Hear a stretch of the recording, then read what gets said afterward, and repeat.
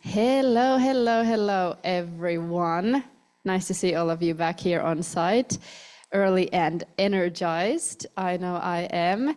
And hi, online teams. Thank you for the efforts. Thank you for joining. And I'm really excited to see the final presentations today. We will have a total of 13 out of 13 presentations, which makes me very happy. I know that it was intense sending in those pitch materials. It always is. I'm nervous, the teams are nervous, but we have all the presentations and I'm so excited to see the final presentations today. I want to give the biggest of thank yous before we start pitching. I'm not going to talk for long. To, of course, the teams themselves, thank you for the tough work and intense hours. I know that you've been working tirelessly. But also, of course, a big thank you to all of our mentors. I know that you've been working non-stop supporting the teams. I've seen you both online and on-site being so active, and without you, we would have very different presentations today. So a biggest thank you to all of the mentors, and I know that I'm speaking on behalf of all of the participants when I say this. Yes, clap, clap, clap, clap, clap.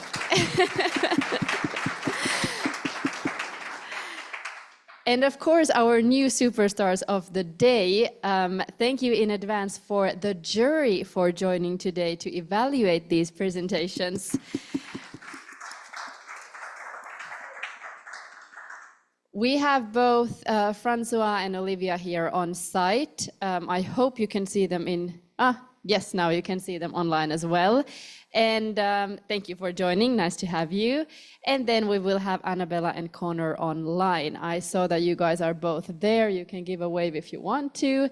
And thank you so much for the tough job that you're gonna do. Yes, there we have you guys. Nice to see you. When we get started with the pitches, you're going to have a total of 5 minutes, as you know, regardless of format. And after that, when the first jury member starts asking their question, we start the 3-minute timer for the Q&A as well. Jury online, if you know that you have a question, you can simply click the raise your hand button so that I know that you're interested in asking a question, and then we kind of see what happens and who asks which questions from which teams.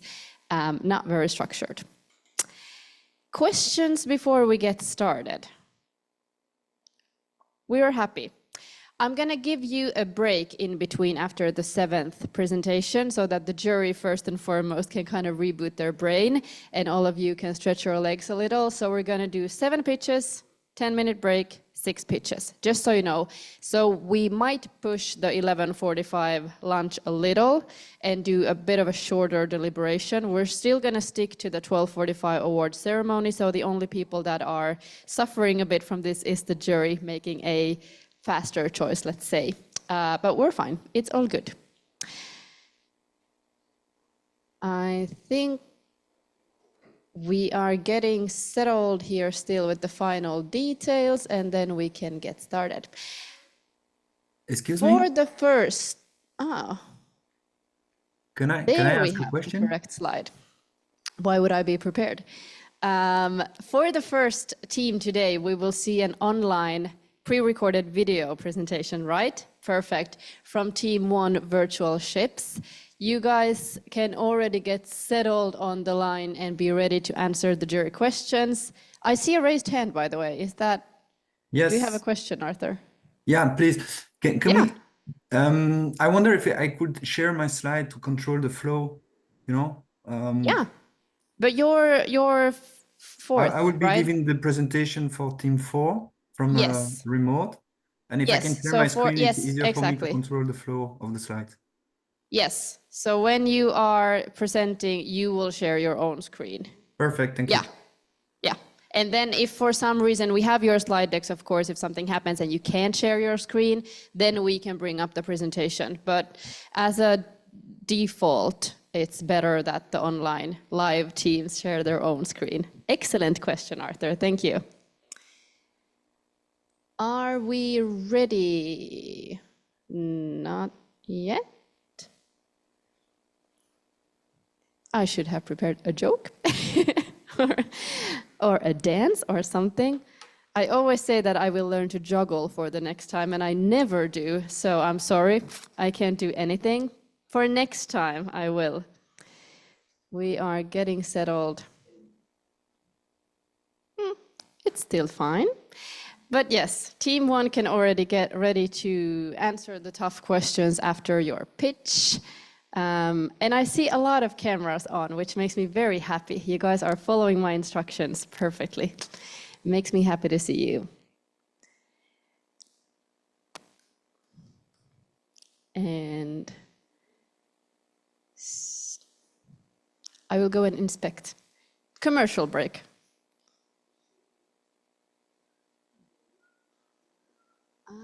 Okay. No worries.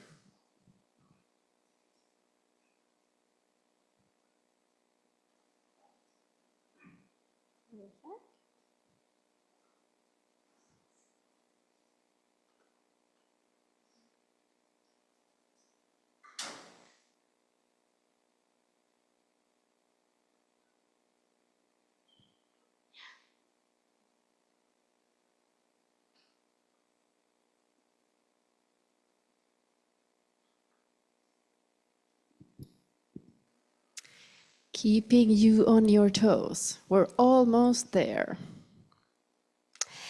When we're waiting, I can still go over the practicalities of the timer.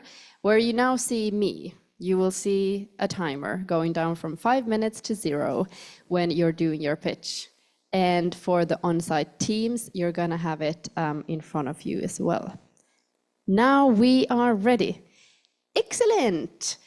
Let's go for our first presentation of today, Team 1 Virtual Ships.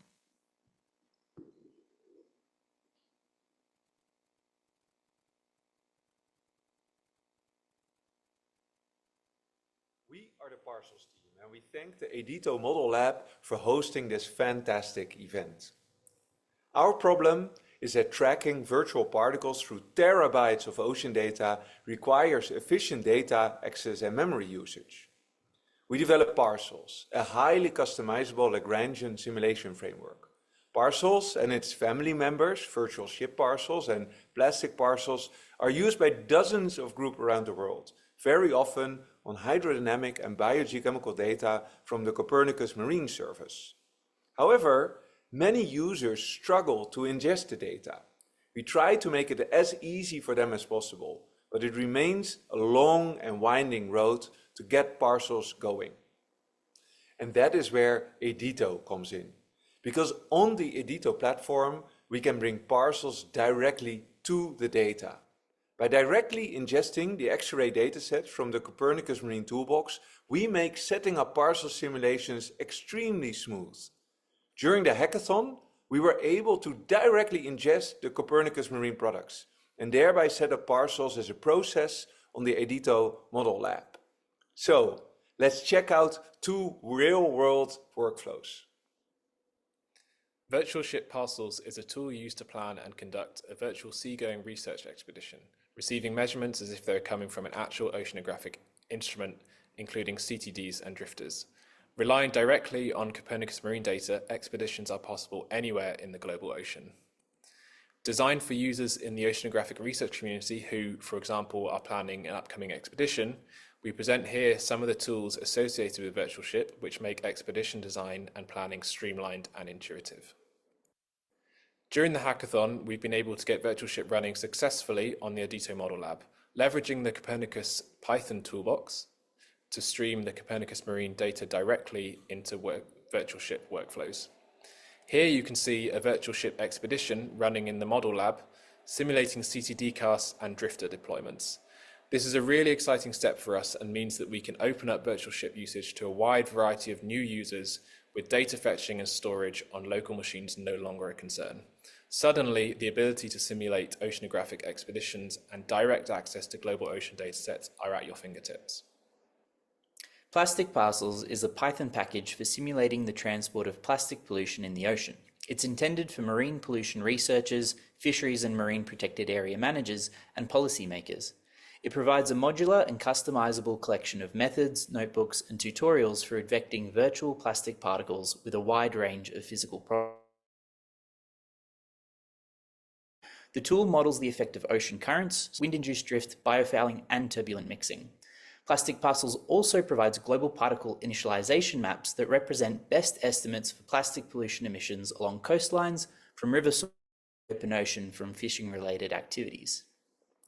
To run such plastic simulations, we need a lot of data, and to model these problems well, we need high-resolution data.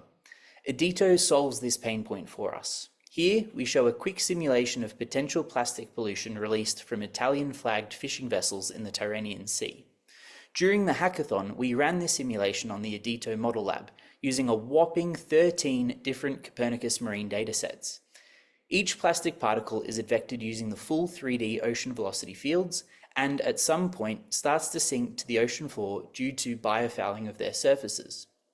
We were extremely excited getting this simulation to work, as it opens up a ton of opportunities for our users. So we're extremely happy with our achievements during the hackathon. Now that we've shown how to run Parcels and its family members on the EDITO Model Lab, our users don't need to download data to their local machines and don't need to set up Conda environments and deal with dependencies. We'd like to continue after today to open up our tools on the EDITO platforms. So we thank you very much for this opportunity and all the support. But if we may, we also have a wish for you. It's known that Lagrangian particle simulations work best on the native, uninterpolated secrets.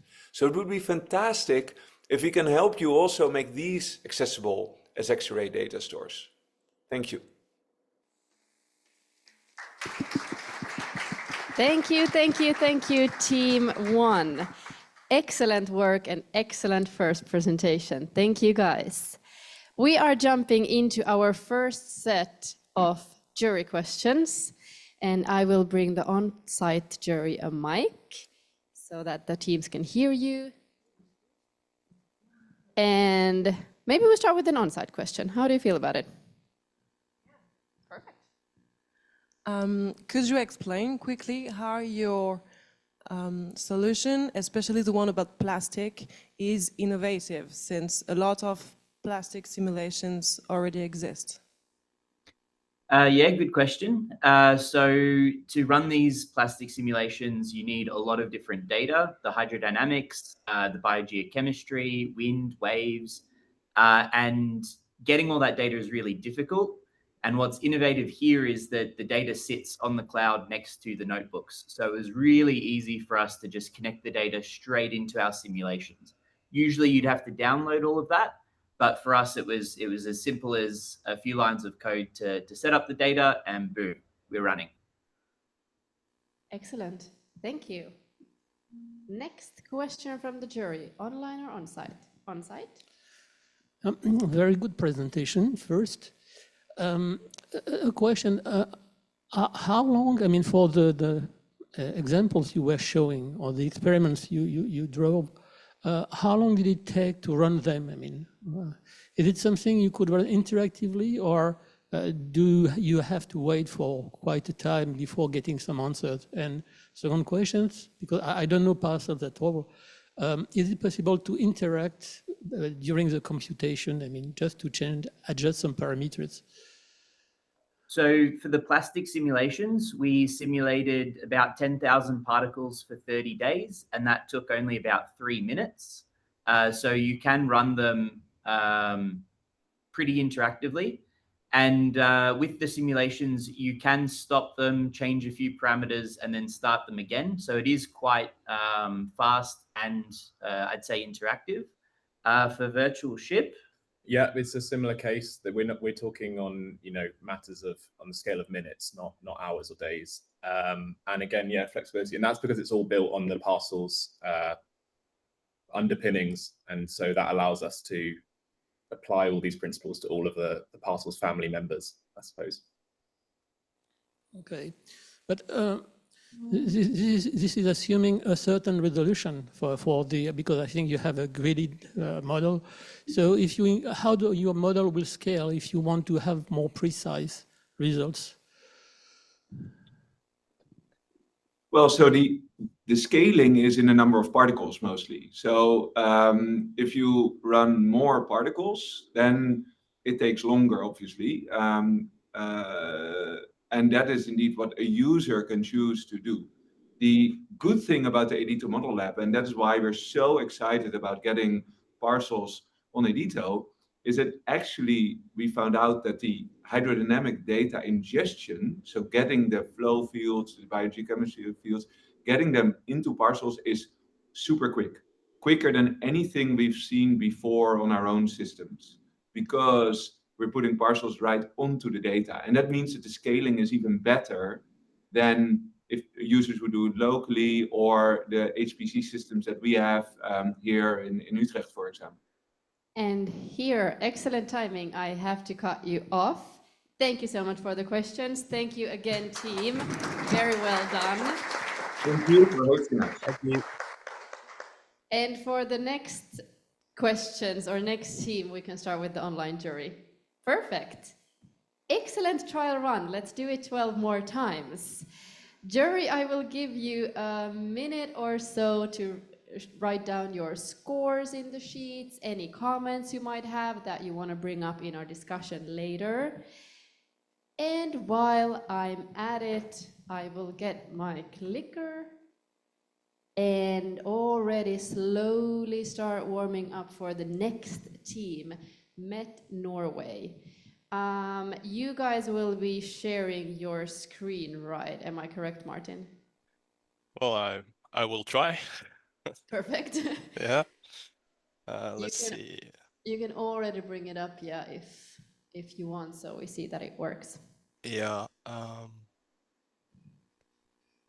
Let's see.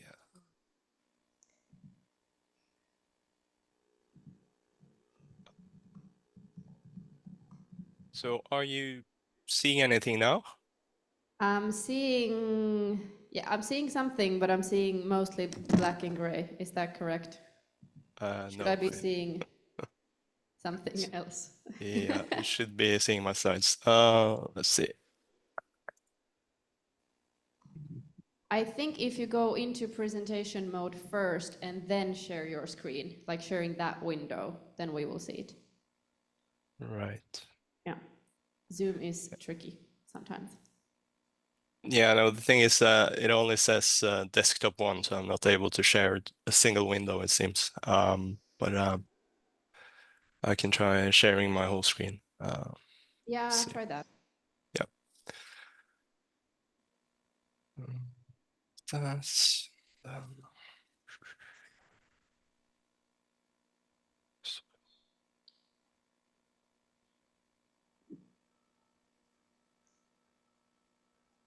I think there's some issue with the screen share here, I think. Yep. So I think you should probably fall back to sharing to your side. Perfect. Can we take up the slides for team 2?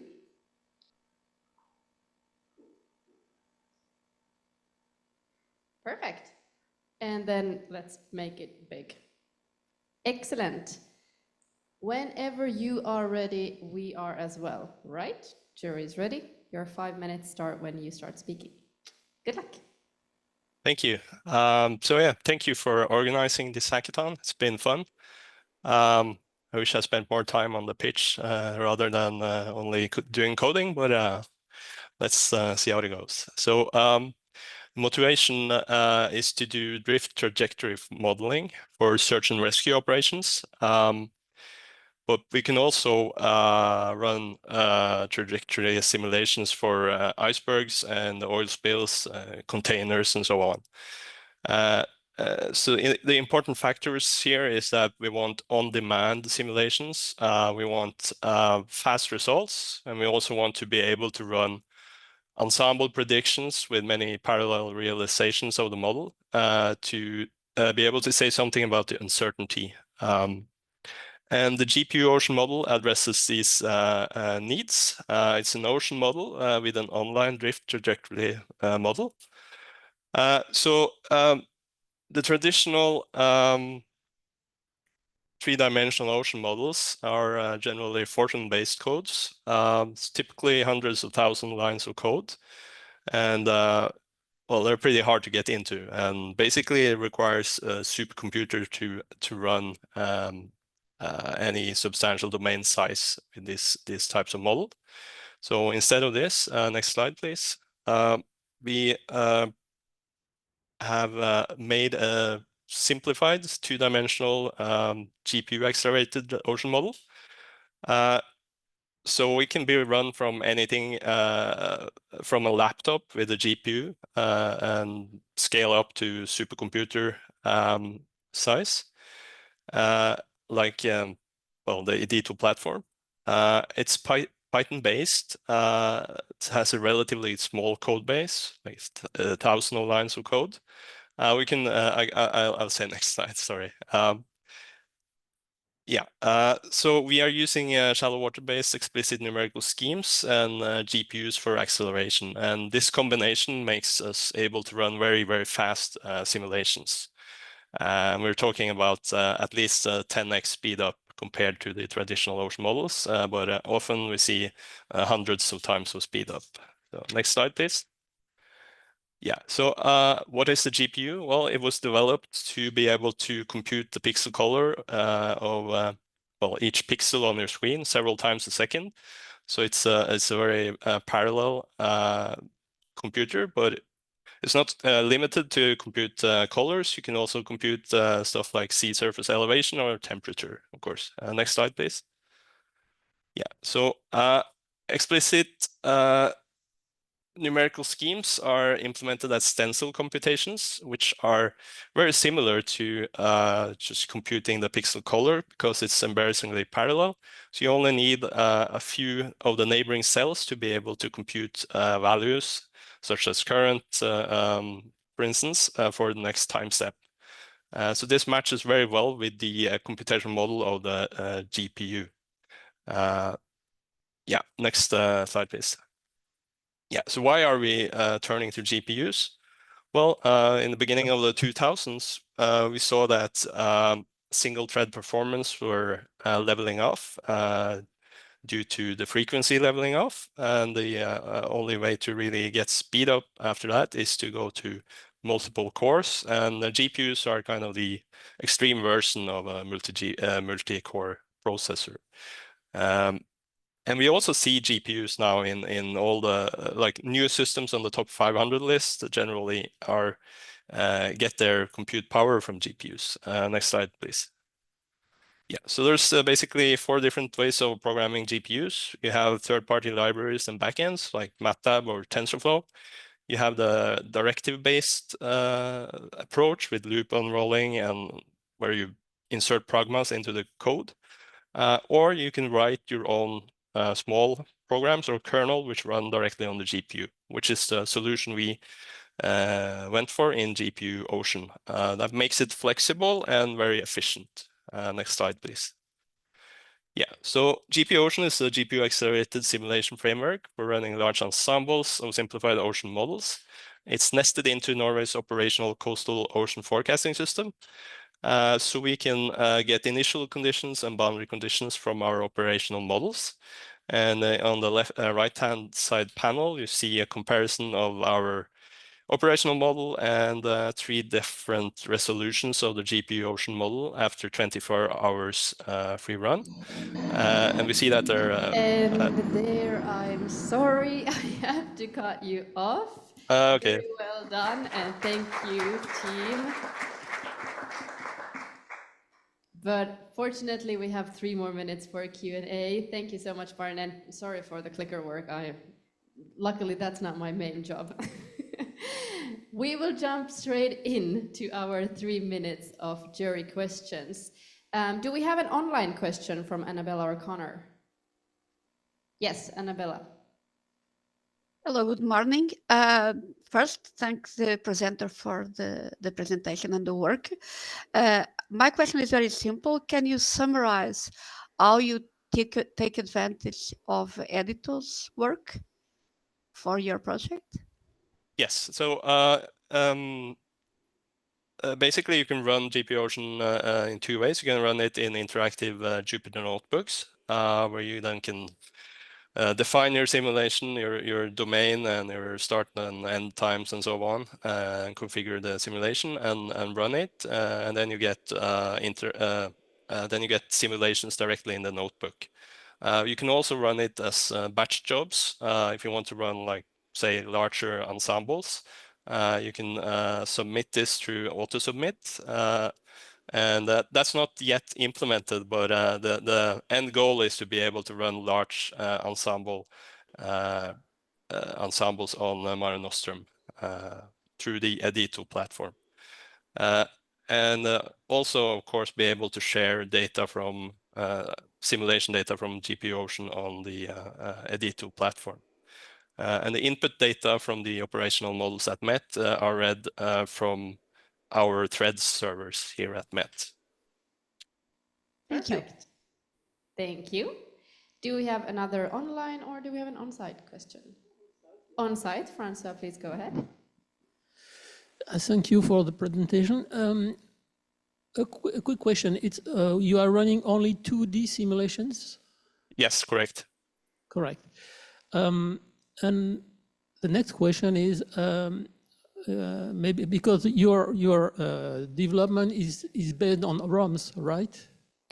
Well, our operational ocean model is ROMs based, but the GPU ocean model is built from scratch and is based on high resolution explicit numerical scheme by Kurganov.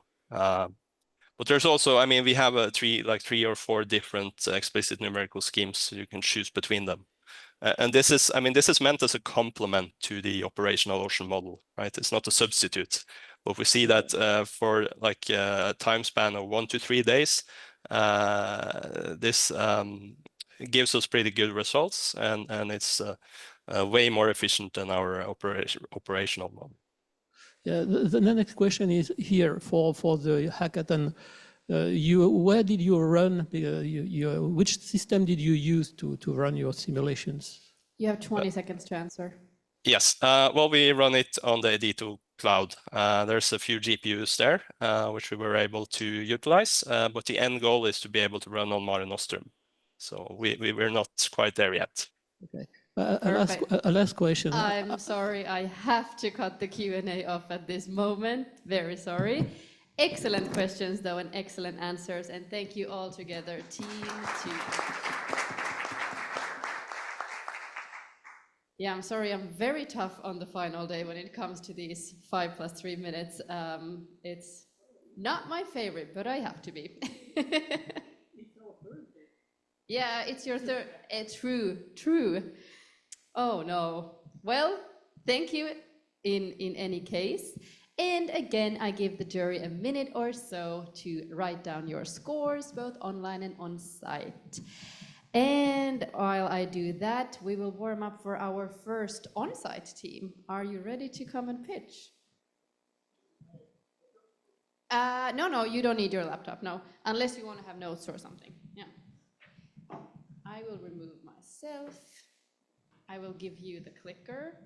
This button takes you forward. This one takes you backwards if you need it. Does nothing.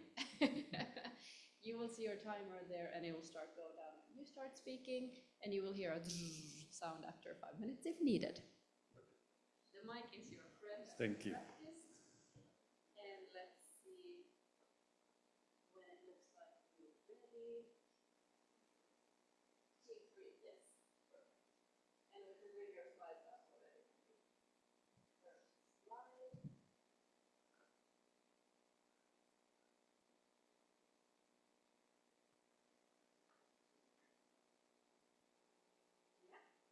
That's correct.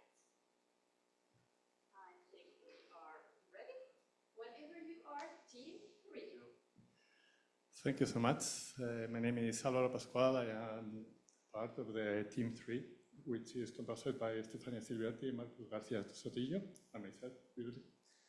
And we are working in our systems and our science. We are a company devoted to operational oceanography. Our interest in this hackathon was to explore the options that EDITO provides to implement ocean indicators, operational ocean indicators, to support the fisheries, aquaculture, and climate monitoring.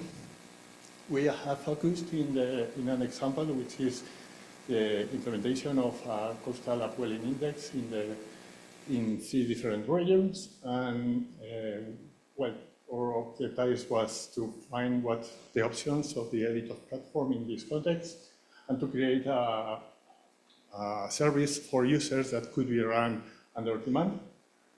I'm not going to explain what is upwelling index, just we can detect the upwelling systems by the difference, the gradient of temperature.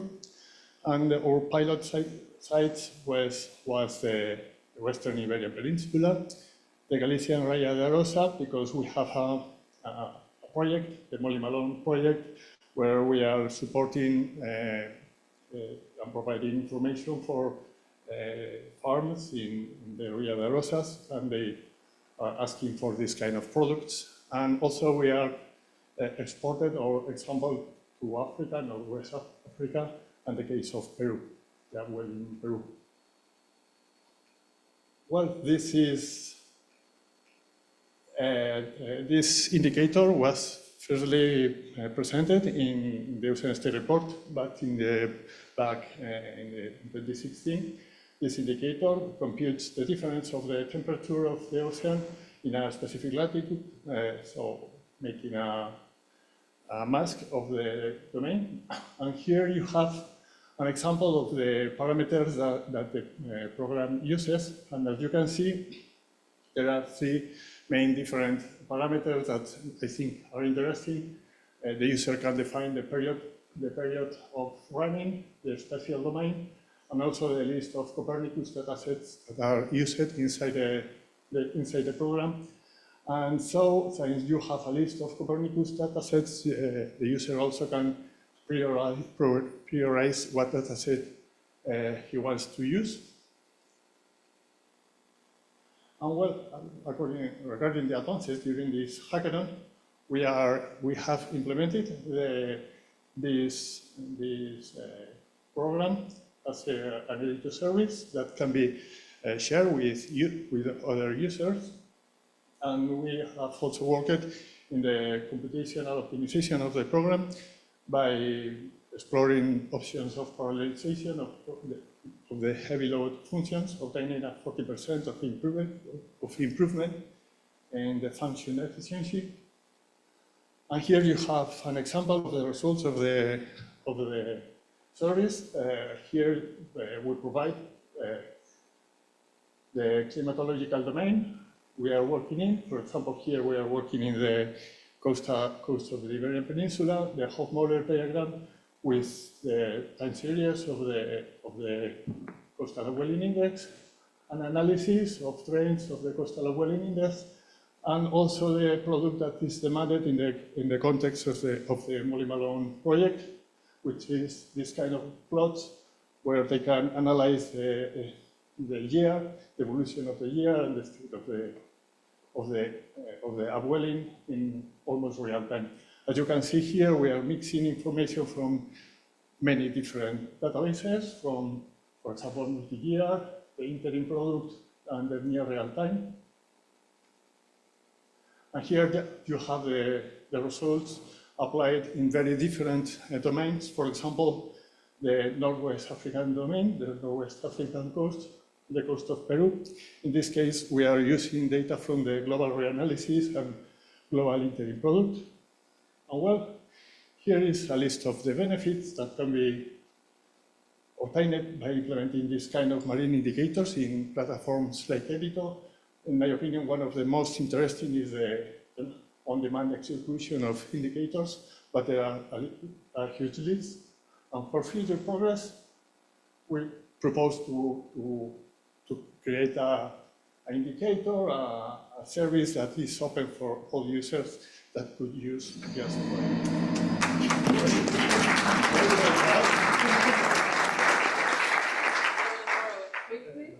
Thank you so much and job well done. Sorry for the sound. And immediately, let's jump into our jury questions. Throwing you on the grill, Connor, since you haven't had the chance yet. Do you have a question? Oh, God. Yeah, yes, I do. I'm trying to understand from this project just what benefit they got from using EDITO. So I can leave now. The audio? Sorry. I think you're not connected.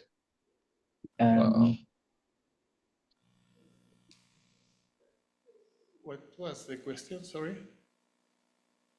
So I just, from your presentation, what wasn't clear to me is just what benefit you got from using EDITO, especially when you consider that the data services that you were using can be accessed through the marine data store, as far as I understand. I think the most interesting is that we are jumping from producing products that the user can use to produce services that the user can run in real time. So once the user runs this product, is getting the last data available in that moment. Speaking of users, what is your targeted audience? What is the users that you expect, and how broad this application can be? Because it seems quite specific to upwelling and to a few regions. So how can you enlarge the use of your tool? Well, regarding the users, it's clear that the upwelling is really interesting in the context of fisheries and aquaculture. For example, we have a project related with aquaculture where the farms devoted to the culture of mussels and clams are interested in the activity of the upwelling outside of the fjord. So, and in the context of fisheries, it's the same.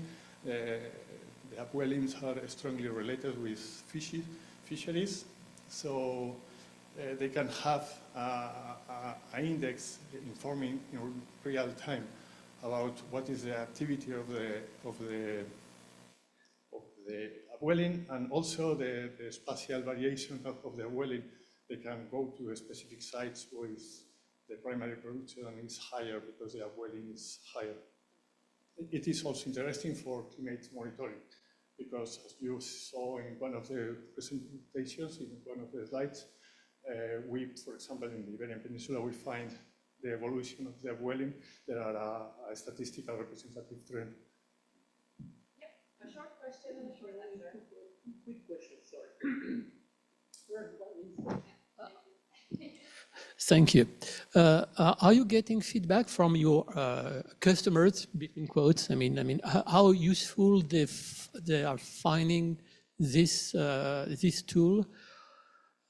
Not yet, because this tool is just a prototype right now.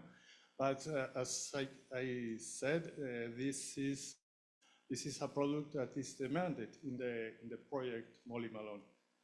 They are asking us to provide this information. In that project, I don't want to extend in that, but in that project we are supporting them, giving them information about the oceanic parameters they need to know to improve their production. And one of the parameters they want to know is the activity of the upwelling. Okay. And I'm sorry, again, that's exactly your 3 minutes. Sorry again. Thank you so much, Team 3. Job well done. Thank you, jury, for the excellent questions and for the excellent conversations again. I'm very strict, I'm sorry. But rather this, then we would have too little conversation. So this is a good problem. Again, I'm giving the jury a minute to write down your comments and scores so that you remember what you thought of Team 3. And now, Arthur, let's see if we can get your slides up and running for Team 4. Oh, you're very fast. Nice. And it works perfectly. I'm gonna keep you still for a minute until it looks like we are ready. But yeah, I'll give you the signal. And my view, or your view of me, will become a timer. And you'll hear a sound if needed after 5 minutes. Any questions on your end? No questions? No, I'm fine. Perfect. Very, very nice. Let's give it a few more seconds. And I loved your working station. Thanks for sharing. It looked very nice. Next time we join you and everyone hacks in the same space. We'll have to make it bigger then. Perfect. Alrighty. Looks like we are ready to go for team 4, whenever you're ready. Yeah, let me set my own counter.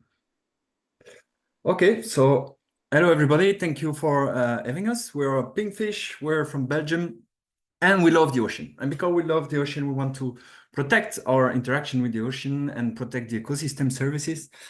And because we are scientists, you know, the ocean is facing many challenges like climate change, the oxygenation, and so on. So we want to understand how the ocean is going to react to this and to understand the mechanisms that are underlying the evolution of the ocean. And for this, you know, the scientist community has posted a very impressive monitoring program, which is the BGC Argo floats, that there are smart platforms that drift along on their own in the ocean, and they record a lot of stuff like oxygen, chlorophyll, and organic matter. So that gives us a very impressive 3D picture of the ocean, but it's still only about the state of the ocean. It tells us how the ocean is, but not how it works.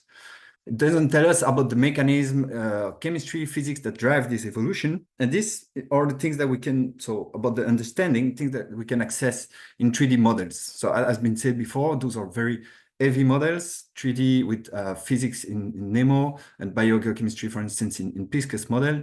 Very heavy, so they come with a lot of uncertainty because they imply hundreds of parameters. And often we cannot play with the parameters and assess precisely what are uncertainty on the understanding of the mechanism in the ocean.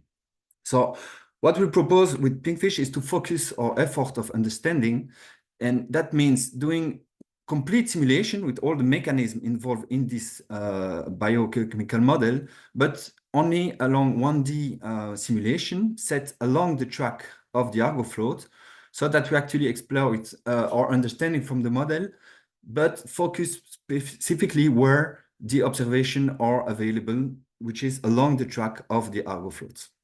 Okay, and this provides us with lightweight simulation. It takes about a few minutes, and this means that we can do several repetitions of the simulation and use, for instance, optimization tools like the particle swarm optimization, which involve a large number of simulations, can be 100 or 1,000.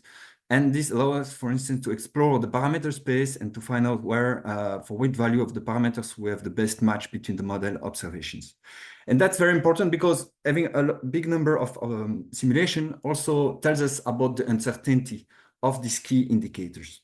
So based on that, we can expand the reach of the Argo floats and giving indication not only about the state of the ocean, but actually about the important environmental indicators and the process rate, the mechanism that are underlying the states of the ocean.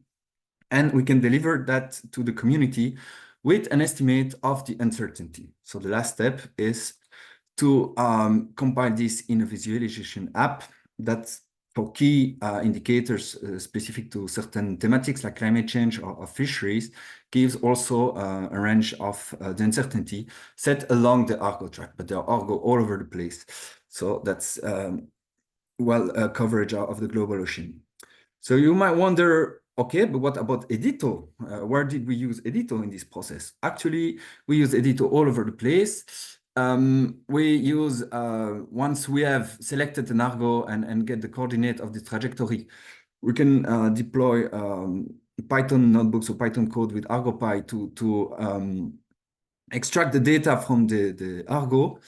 And then once we have the trajectory, we can use the CMEMS API to get data from the 3D Hindcast products and from the atmosphere to set up the simulation. The simulation themselves and the optimization takes place with Fortran HPC software.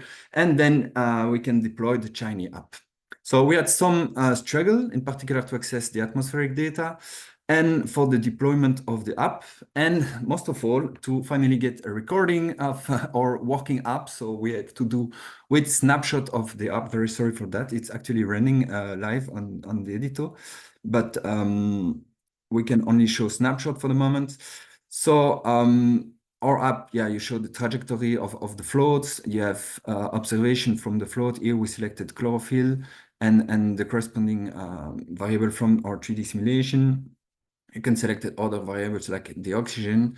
And then when we have achieved a number of simulation for selected indicators, like this is this is the F ratio. Next one is net primary production. You have the different simulation that gives you an idea of the uncertainty.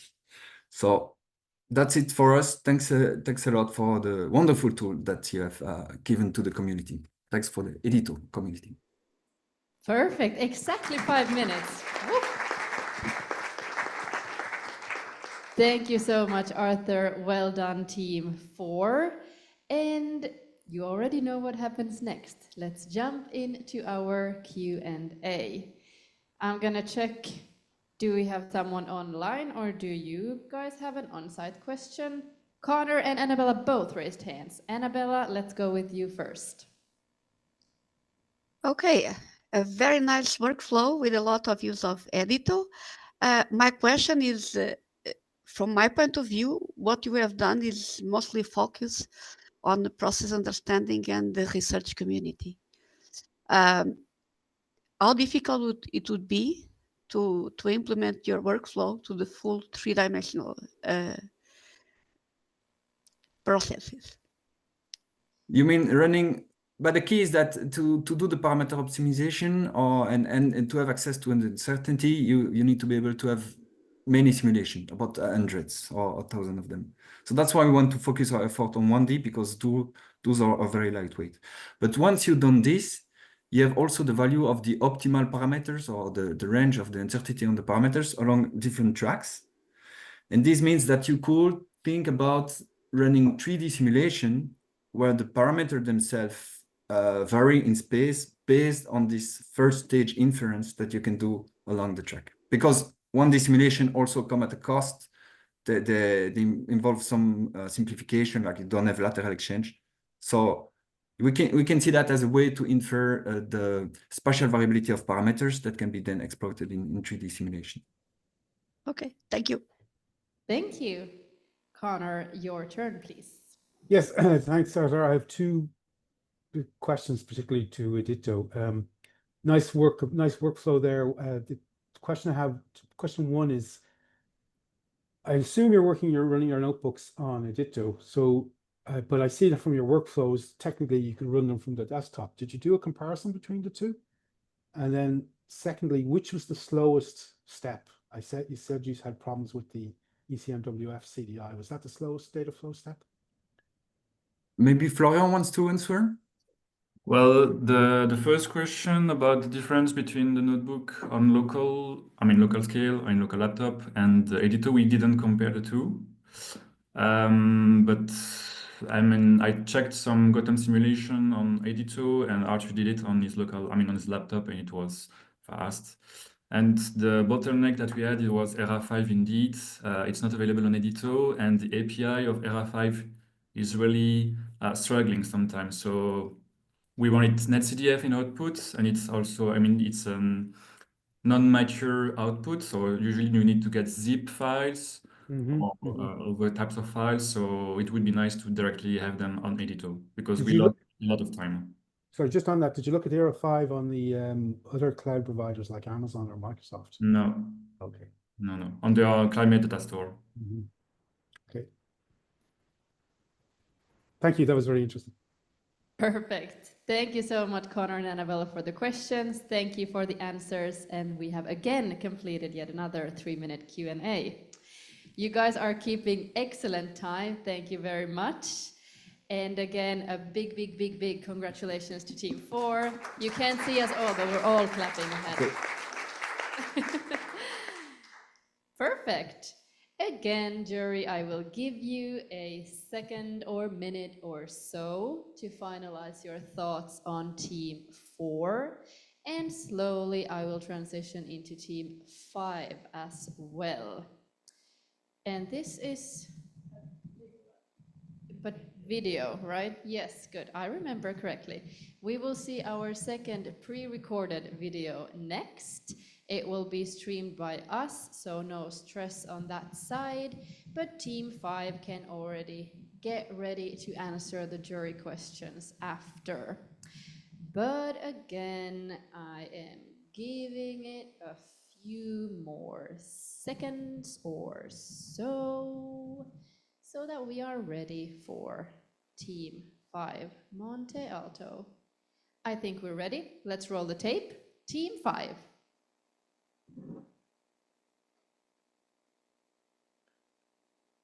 Good morning. We are the Monte Alto team from the Spanish Institute of Oceanography, and we are going to show you our application for the hackathon. We have called it Physalia physalis risk. So last summer, a lot of Physalia physalis, commonly known as Portuguese man of war, appeared on the Galician beaches. These Physalia physalis produce a toxic stink that is very painful for us. So our aim is to provide a service predicting and giving information about this kind of events. Our application combines numerical simulations with observational data to give a comprehensible and simple information, as well as being simple to interact with. So going into the application itself, it consists of 2 EDITO processes and 1 service. First of all, we have created a process that runs OpenDrift operationally, using as forcing Copernicus, EDITO-Model data, MeteoGalicia's models, and Intecmar high-frequency radar data. This process also computes some indexes that will give us a risk value in our final application to be shown to the final user. These outputs are also stored in a Postgres database that we have previously created. Then we have another process which consists of 2 Telegram bots.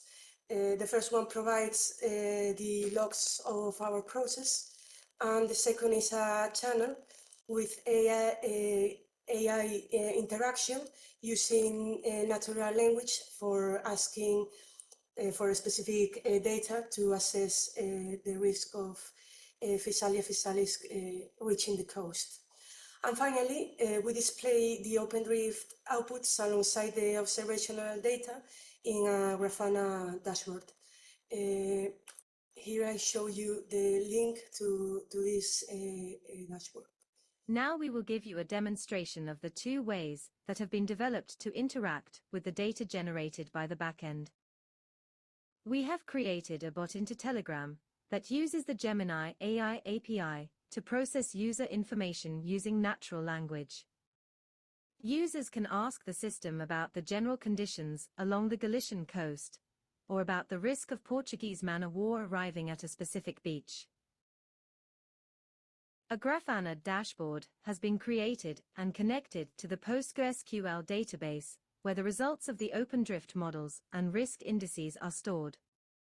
In this dashboard, the user initially sees 2 interactive maps, showing the areas of the coastline reached by particles that simulate the behavior of Portuguese man-of-war. On the left is the simulation based on the Copernicus model with predictions, and on the right is the simulation based on HF radar data from previous days. Different dates can be selected for each of the models. We can also select to filter the outputs by the isobath from which they were launched. In addition to this information, other complementary dashboards with environmental information have been developed and can be accessed. The first shows the upwelling index information together with the temperature of the area. This information allows us to add another indicator of whether or not environmental conditions favor the arrival of Portuguese man-of-wars on the coast. The other 2 dashboards display SST and surface chlorophyll information visualized using Copernicus services. Thank you very much for your attention.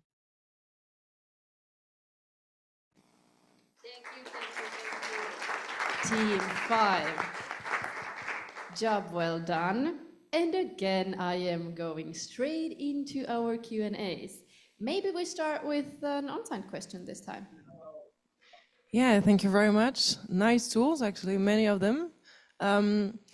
Who is dedicated for exactly like the AA chat, for instance? It's quite user-friendly to a non-scientific audience. Are you targeting like national services or the wide public? Hi, can you hear me? Yes, perfectly. Okay. So a bit of both. So maybe it would be good for scientific assessment for the pertinent authorities to inform the citizens about these kind of events that can be harmful for us. But also the AI chat. Oh, sorry, I am still here. Yes. Okay, sorry about that. So the chatbot with the AI interaction is also for simple users that may not have quite a deep knowledge about this. Yes, thank you for the question. Thank you, good answer. Yeah, sorry, because maybe I missed some points, but during these hackathons, I mean, what have been your exact achievements here? Because you presented the overall picture, but here, what are the specific achievements? Okay, so we have created an EDITO process that runs operationally. It is an OpenDrift simulation. This is connected to the Stack catalog that it's also on the EDITO platform. We have also cataloged some observational data that we have used for our final product. And we have created that database, that will provide, that is used for showing the final results through the Telegram chat and the dashboard, the Grafana dashboard. Perfect. Thank you. We have time for a quick question and a quick answer if we have one from the online jury. We're happy? Excellent. In that case, thank you again, jury. Thank you so much, Team 5. Job well done. Again, I'm applauding you. Thank you. Oh yeah, it's a party over here, even though you can't see it. Thank you so much, jury. Again, I give you a bit of time to finalize your thoughts on Team 5. We are making excellent progress so far, keeping excellent time. And even though I said it many times and I will keep saying it, I'm so impressed, guys, with the job and the presentations. I'm happy to follow this. I'm a proud hackathon mom. Team 6, we are slowly warming up for you as well. If you already want to see if you can share your slides, feel free to take control. Yes, sure. I will give it a try. Perfect.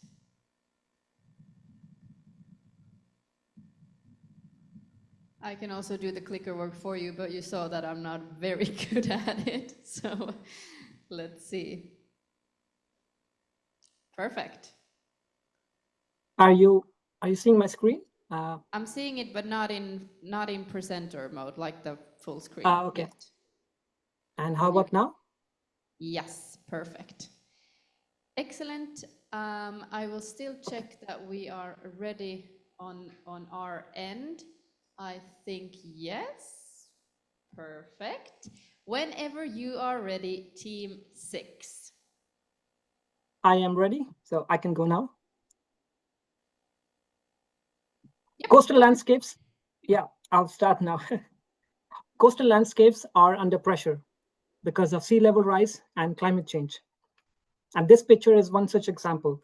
It is from a coastline in the northwest of the Netherlands, which had to be reinforced in 2015 with about 35 million cubic meters of sand just to make it safe enough for the future. And it is thus very important to measure, study, and predict how coastlines evolve over time so that preventive actions could be taken ahead of time. And this is exactly what we've been doing in this project called DuneFront. We are developing models to predict the coastlines how the coastlines evolves over time, and to see which combination of reinforcements, whether it's dune or dike or a combination of both, that can act as a safety measurements for coastlines along different locations in Europe. This project involves studying coastlines at 12 different locations in Europe, as you see on the map. For the focus of this hackathon, we focused on one site in the Netherlands. And the idea was to come up with an application where coastal managers and researchers could simulate scenarios under varying conditions of wind, wave, and tide, and can make forecasts for 15, 20, or 25 years in the future to see if the current reinforcements are safe or not, or whether or not we want to build extra dunes and dikes along the coast. And this is perhaps one of my favorite slides. This also shows us our journey for the last few months. We started with brainstorming design from scratch on flip charts, on whiteboards. We even had a workshop with the coastal managers, who are the future users of the application, to get their feedback on how they would like the system to be, the app to behave. At some point, we moved from pen and paper to actual sophisticated tools to design and communicate our design with other users. And this has been a fun journey throughout, I must say. Now, I'll run you through a quick demo of how the application is. It runs locally as a web application on my computer. At the moment, the idea is to present users with different geographical locations. They could select one and be able to simulate scenarios of how the coastline will evolve over time.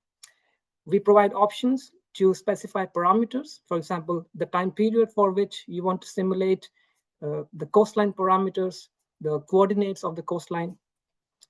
At the moment, we provide them by hand or using a config file, but this is where EDITO can come in handy. We could tap into the live data of how the wind and the wave and the tides behave, and the sea levels at different places. And then it would really be a digital twin in that sense, instead of us having to provide these parameters, let's say by hand, each and every time. And when the simulation is run, behind the scenes, the model, which is called Shoreline S, it executes a sequence of steps, which is to predict for the particular case that has been run.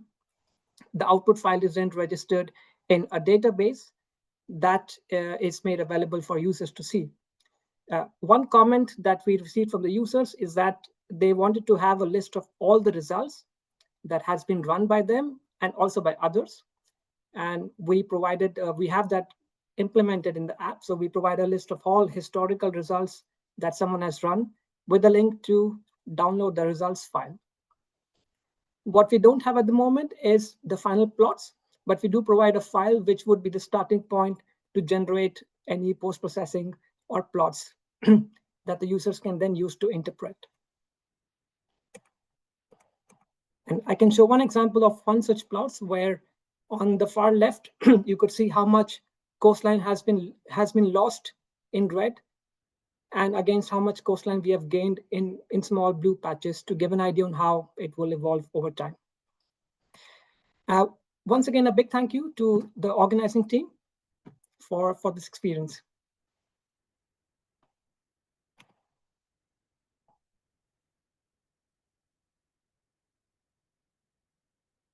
That I didn't even have time to react. Thank you, Niket. Excellent, well done work. And let's jump again straight into our questions. You're eager to go first, Olivia? Perfect. Thank you. Very nice tool. I didn't see any link to EDITO. Maybe I missed something. Could you explain a bit more what the link with EDITO in general, and what was your achievement during the hackathon especially? Yeah, sure. Thank you for the question. The link with EDITO is that to be able to predict how coastlines evolve over time, we need data about how the wave conditions are along the coast how the tides are, what is the, let's say, what is the sea level at that condition, and also satellite data at different locations, because coastlines vary at different parts in the world. Right now, we provide this by hand. These are measurements taken on location, and it would really benefit if we could tap into the marine data to get that, and then the system could behave and react to the live data, to the live measurements, instead of us having to then measure, so go to the beach and then measure it. So that's one area. What we'll be able to achieve in the hackathon is this web application with a user interface. We started absolutely from scratch. We had a basic proof of concept. We got feedback from users, and then we turned it into a web application with interface. Our next step would have been to deploy this on the platform and then connect it with the real-time data, but we couldn't get as far. Good answer. Online or on-site question next. We are happy on. Yes, Annabella, please go ahead.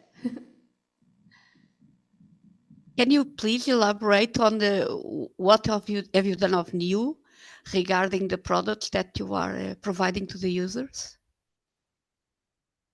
Yes, so at the moment in the application, we provide two ways to run the simulation. So one is the predefined scenarios, which are a combination of the default inputs for a particular site. So then users don't have to measure the data. It's pre-recorded scenarios. And the second is that you bring your own configuration file. For example, the wave and the wind data that you may have recorded in the recent past. And that is also a way to supply input, and then the model will take that into account. So those are the two options, which again, we got to know by talking to users, that what they would like to use, how they would like to use the app.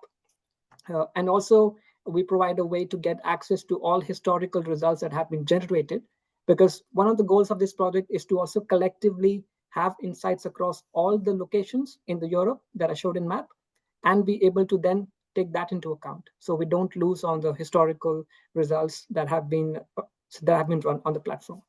And our intention is to then move to EDITO so that that information is also available in the database. Thank you. Thank you so much. Again, excellent questions, excellent answers, and a big congratulations and thank you, Team 6.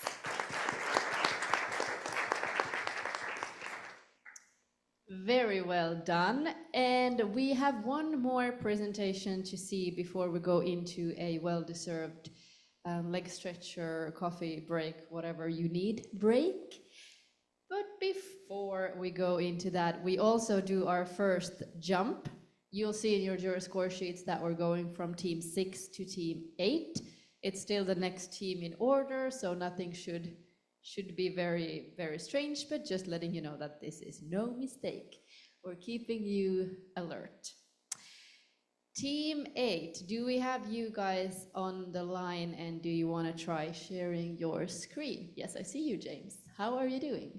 I'm good, thank you. I'm good, thank you. I will try share screen. Perfect.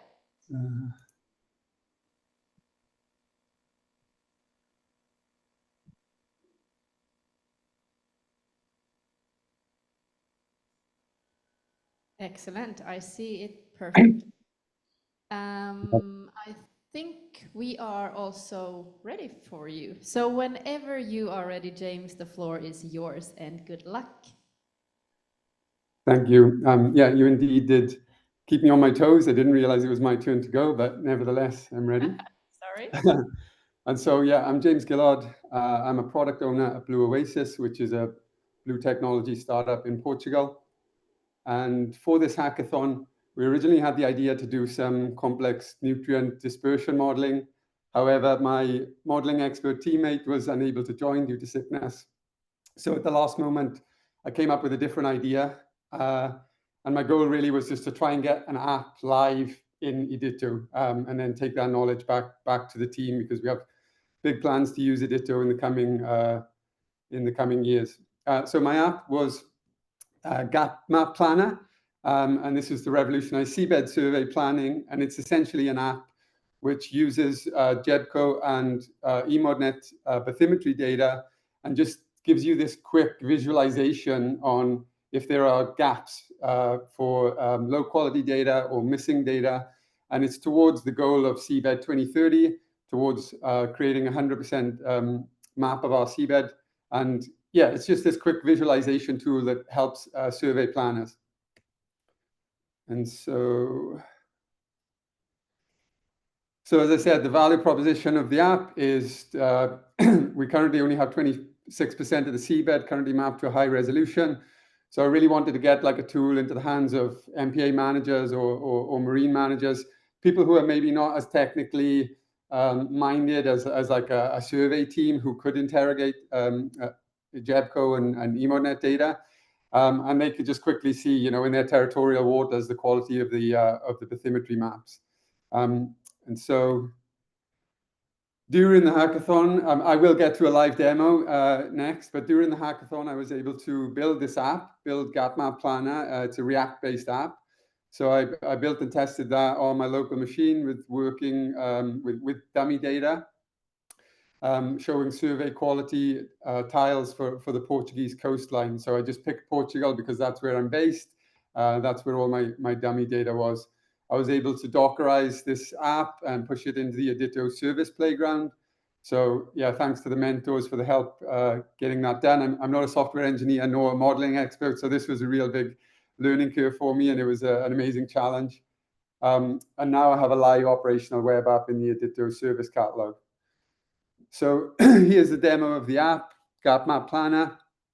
So the user would basically log in, and they would see this map of the world, and they would pick their sort of target area for the ocean, where maybe they're already conducting a survey or they're already doing other oceanographic work.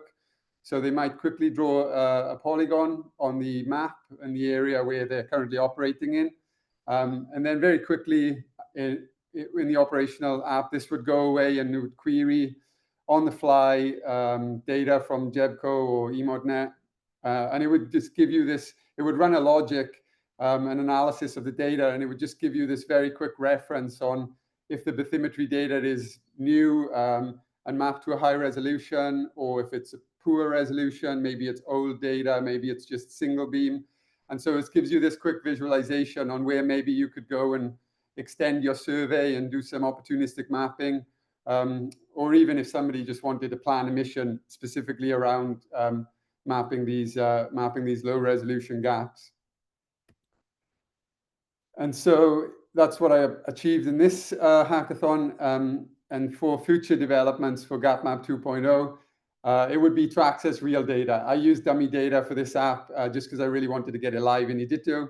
So it would be accessing JEBCO or EDITO-Model SAR data on the fly. So when the polygon is drawn, it would just quickly reference that data and do the analysis on the fly.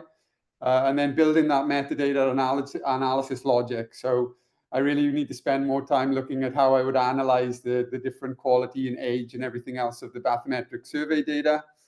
And then, of course, user testing, feedback, and iterating towards further value, and hopefully seeing this as a tool that stays within the EDITO service catalog.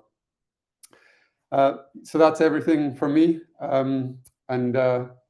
Yeah, thank you for the opportunity and the experience. It's been amazing. And yeah, happy to take any questions. Perfect. Thank you so much. Job well done. Thank you, James. Thank you, Team 8. And for the final time before our break, let's go into the Q&A. We have Connor going first. Thanks, James. That's a very interesting application. And to me, it's very much in line with the goals of EDITO. I mean, we want EDITO to enable people to be able to do these quick ad hoc applications. Just a couple of questions. So you didn't use any of real data. We have EDITO-Model on bathymetry on EDITO at the moment in ZAR format, but I don't know if it's usable yet. Did you have any? Did you look at it at all, or were you able to find it? I was actually able to find the EDITO-Model data for specifically. I was looking for Europe initially. I was able to find the data.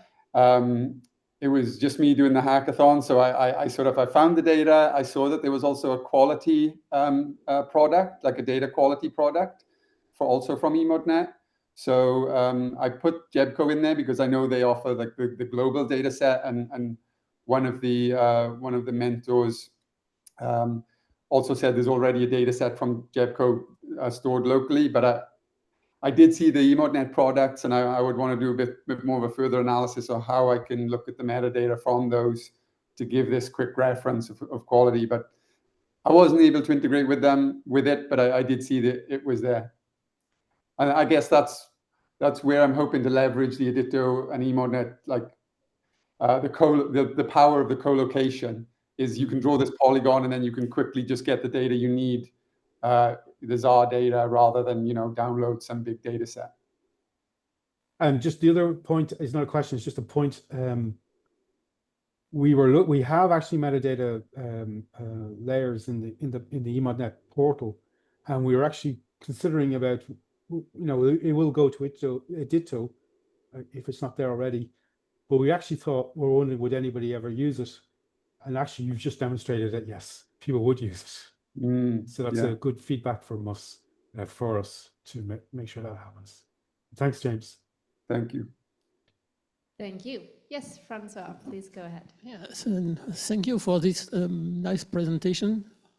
A question: this GMAP Planner tool was existing before you started the hackathon. I mean, I would like you to precise exactly what you did. From what I understood, you developed the service using the GMAP Planner service inside EDITO Lab during this hackathon. Is it correct? Or you have 15 seconds to answer. No, this was a totally new idea on Tuesday night. So I built the app on Wednesday on my local machine before the hackathon. And then I used the hackathon time to really understand how I would containerize and make a Docker image and really put this app inside the hackathon. I also spent a lot of time looking at the data that I could use, but I wasn't able to fuse with real data. But this was a completely new idea on Tuesday night. It didn't exist before. Excellent, and a lot was done in those few days. Thank you so much, James. Thank you, Team 8. Thank you, jury. Excellent job, everyone. I'm beyond impressed and happy. To not surprise you too much going forward, I will already say that after the break we're going to have now, we will jump all the way until Team 11. So you guys will be presenting next. No 9 and 10. Jury, please write down your comments and scores. For the others, I'm thinking it's 49. Do we give them 11 minutes for a break? Perfect. Be here a bit before 11, back in the room and back in the physical room, so that by 11 we will roll our next presentation. Thank you all. Enjoy your break. Oh, thank you. Can they see me online as well now? Hello, hello. Nice to see you guys again. We are back and ready for round 2 of pitches. I'm excited. I know you are too. As a clarification, we jump now to Team 11, and after that, no further jumps. So from now on, it will go in the order until 16. No more surprises. Let's get the jury ready. And actually, while we do that, I don't see the timer keeper here, so I will switch to my own timer here.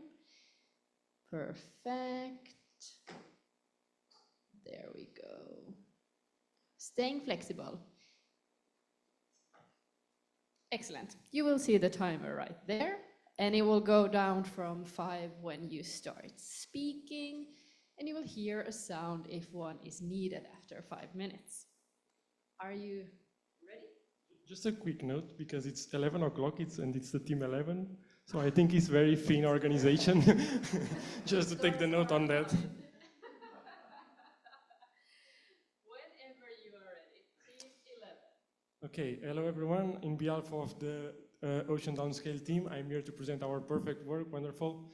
And the first question come to my mind is why we care about the ocean, and I know a blue whale living in Azores, so I want to protect that blue whale.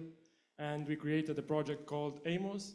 The AMOS project focuses in the house of that blue whale, and that blue whale lives around Azores Islands. And the aim of that project is to provide to the governments of Azores Islands the simulation models in higher resolution that could help them to protect these areas that are on this map. These are marine protected areas and could help them to preserve marine species, fisheries, and regulate the activity that is happening in the house of this my friend blue whale. This blue whale will have some sensors in buoys on top that help us to increase the resolution of our models with more data. What we are running in this Copernicus Marine project, we are running hydrodynamic a model, higher resolution model with a 6 kilometers approximately resolution. It's the level 2, so we are covering all the area around the Azores. We are mainly focused for the EDITO hackathon mainly on the hydrodynamic properties, and we are providing 3D daily data to understand what is happening in the next few days and predict the future metrics. The next question is how we are able to do it. We are able to do it using MOID model. MOID model is an open source code, is available on GitHub, and my blue whale is helping with us providing a beautiful tool that is called Docker. So the blue whale is supporting our MOID, and we are supporting the blue whale. This is called a symbiosis. It's the most important cooperation we have in the world. So we can improve, and with this cooperation, we are able to deploy MOID water in EDITO. Here is a screenshot of that. And the first thing we did with the support of our mentors is to deploy a demo version. So we already deployed during this hackathon a demo version. So any user that tries to run MOID, he will have already an input data to run with already provided input information. But any user that wants to run MOID with another information could create a new input data source. And I click it here and can create a new input structure and run the MOID model for another location with their data. Also, we deployed, this is a process pipeline, so after the run of the MOID, we deployed a converter. It's there, I don't have laser, sorry. A converter to netCDF, so we grab our output from MOID and convert it to the netCDF. Why? Because we want to integrate with all other tools already available in EDITO. And the first thing we do is integrate with visualization. I think it's called data integration. Sorry, I don't have it in my mind. So we are able to display our results in the visualization tool already available in EDITO. And after that, we integrate with Camilo tool. Perfect. Thank you very much for your help during the hackathon. And here are some results. So the pipeline goes directly from our output to the validation tool, and we can check if the results are as expected in our model. We already planned next steps during the meetings with all the mentors and everyone here in the room. So we are not connected yet with the data lake, so the user needs to input all the information, but if we connect it, it will be a better experience for the users. We need to implement multiprocessing, but this is something to develop in the future. And optimize the setup to run it quicker because it takes a lot of time to run Azores. Now it takes around 2 hours. So we need to optimize. How we are able to do this? Thanks to my wonderful team, my boss on the left, me protected from the both sides in the middle, and our support, our cloud support, not able to come. Thanks, Soraya. She's looking from home. And thank you to all the mentors for the support. I'm on time. Thank you.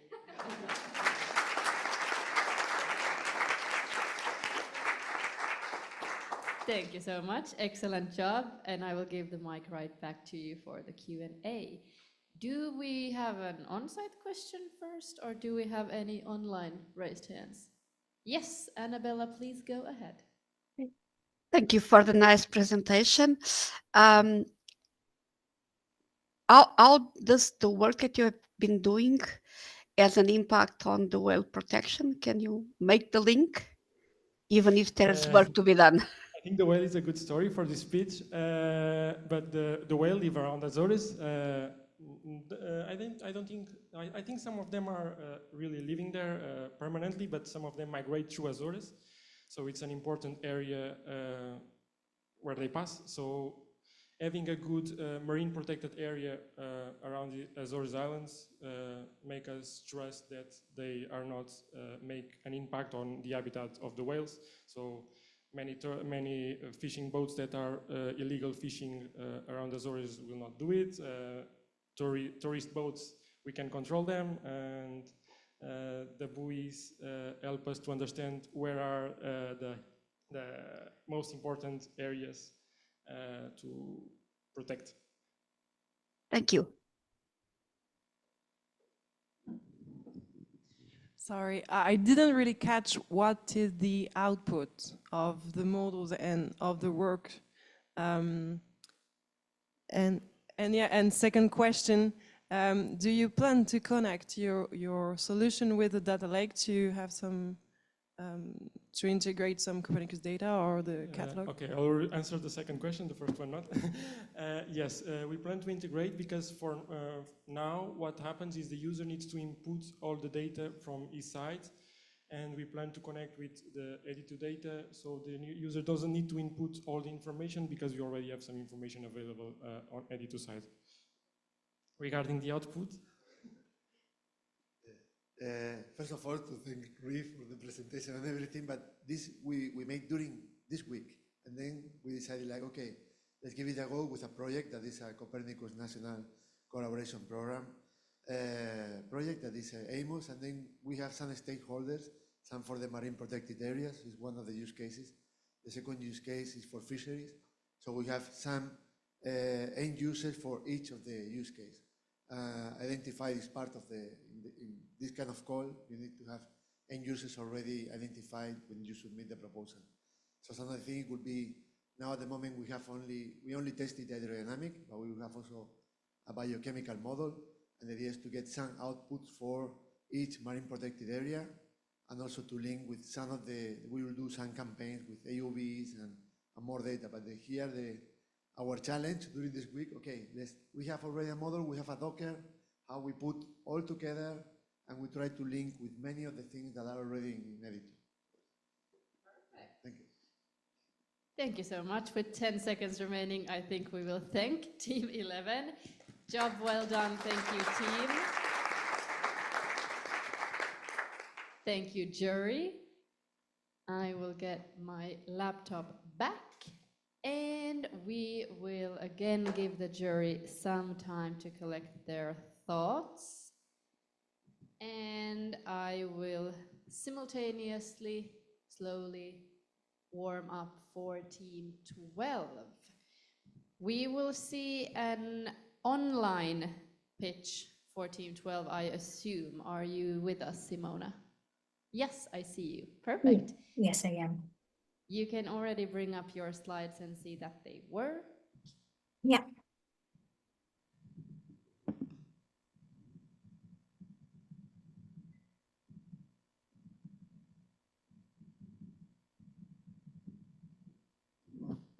Perfect. Do you see it in presentation mode?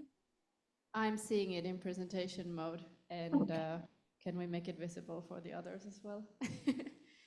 So that, yes, we all see it. Now I see it in edit mode, though.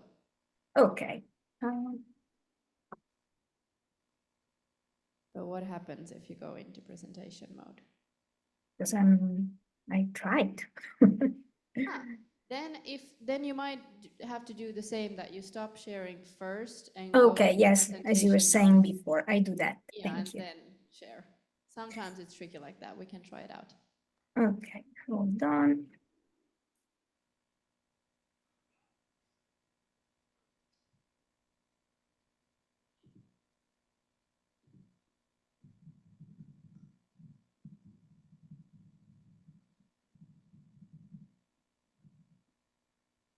Okay, let's try again. Perfect. Yeah, Zoom is a bit tricky. I've learned the hard way. How does it look now? Yes, exactly. Very nice. Okay. And you as well, already by now, you probably know that the view of me will turn into the view of the timer, and that's all you need to pay attention to, if anything. Whenever you are ready, I think we are too. So let's give it up for Team 12. Okay, thank you very much. So I'm speaking on behalf of Team 12. My name is Simona Caruso, and Ines Mateus is over there. So our project is about ocean connectivity and phytoplankton dispersion. So why talking about connectivity? So lands are break, let's say, and our ocean is connecting everything.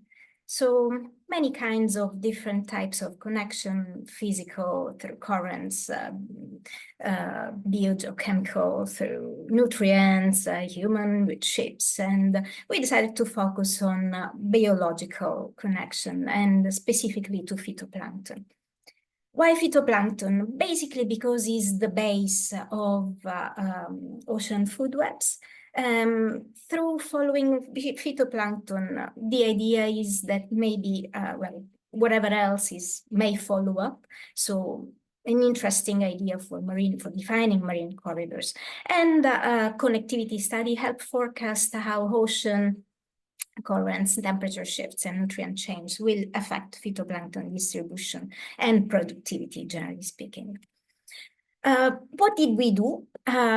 So we tried to do, well, we tried to do a process in EDITO Lab, and was to develop a general interface to map phytoplankton diffusion and perform statistical analysis as well across region and time period.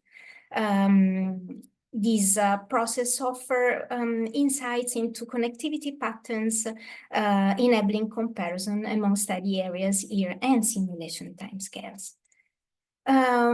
So the user can input a simulation time, an area of study, release points. In the example we will see, we had 12 release points in 3 different areas, and the time of study. The outputs are trajectory maps, connectivity heat maps, and variability metrics. The model that was used is an OpenDrift model, and we use the HiCom for data set. We will improve and try to use the Copernicus or EMODNet data as well. Who is it made for? Maybe it can help aquaculture and fishery planning, marine spatial planning, citizen science conservation projects, researchers, environmental agencies. The example that we used, I'm glad I'm speaking just after Team 11 because it's a Macaronesia area study. So it's a connectivity among Azores, Madeira, and Canary Islands. So the outputs are these. We did a seasonal simulation, so the release time were in 4 different times of the year, winter, spring, summer, and autumn. And the particles that we see here, the trajectory, we can see how they somehow connect the islands. And here we have, a heat map giving us an idea of numbers about how connected these areas are.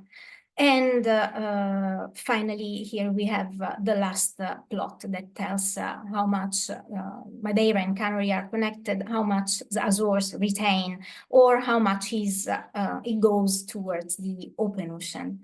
And that was the last slide. So I thank you very much for all the help I received. Was the first time I had to deal with pipelines and things like that. So it has been a great learning opportunity. And thank you to all the mentors, and thank you all for giving us this opportunity. Thank you so much. Thank you. Thank you, Simona. Thank you, Team 12. And again, impressive work in just a few days with my matchmaked team. Now, taking credit. Thanks. Thank you so much, Madeline. With those words, I see our first raised hand already. Connor, please open the Q&A for Team 12. Sorry, it's just the problem here. We didn't see the slides. Fine. Oh. Ooh. They didn't see the slides. I don't know. Do I share again? Yeah, you can bring them up. I saw it as at least from your screen share. Or was I blind? I think we saw them. Yeah, right. You can bring them up again for the Q&A. I'll show them to you, Connor, as well. Connor, do you see them now? Or I see them now, yes. oh, okay. So if I want to go through just the slides, because you heard me speaking, or maybe just to the final parts, the visualization and so yes, this was the connectivity study that we were doing, and heat map with the matrix and a seasonal variability matrix, well, saying how much is retained, how much is left to the open ocean, and the connectivity. And then the text. So I do have a quick question, Simone. I mean, the science looks great, but I just need to know how much of EDITO resources did you use? Well, everything was developed in the EDITO. I tried to do a simulation like locally before putting everything up, and some smoke was coming out of my computer, and it took days. So in that sense, I was like, okay, so this is a wonderful tool I can use. So that's where I started developing the Jupyter notebook, and then with the help of the mentors, decided to put up the application so that the work could be shared and maybe used by other end users.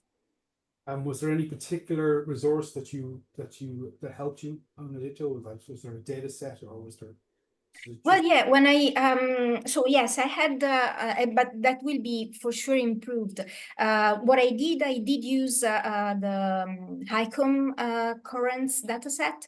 But locally, when I ran it locally, I used the Copernicus Marine, two different kinds of dataset for the currents, for the swell, like trying to input all the parameters. And yes, that I had it locally, but just with 7 particles. Then I wanted to do like a more real, let's say, simulation. So I didn't manage, let's say, to use the Copernicus data, but I think that can be improved and that can be applied. Thank you. Perfect. Thank you. We have time for a quick question and answer if we have a quick question on site or online. Here we're happy. Looks like we're happy online as well. Thank you so much. I'm happy Simona. Thank you so much. It has been a great experience. Thank you, Ines, over there, and thank you to all the mentors. Thanks. Thank you, and thanks for joining. Job well done. Thank you. And Connor, I will send you the slide deck for Team 12 so that after the presentations are done, before we start discussing, you can have a second look as well. Perfect.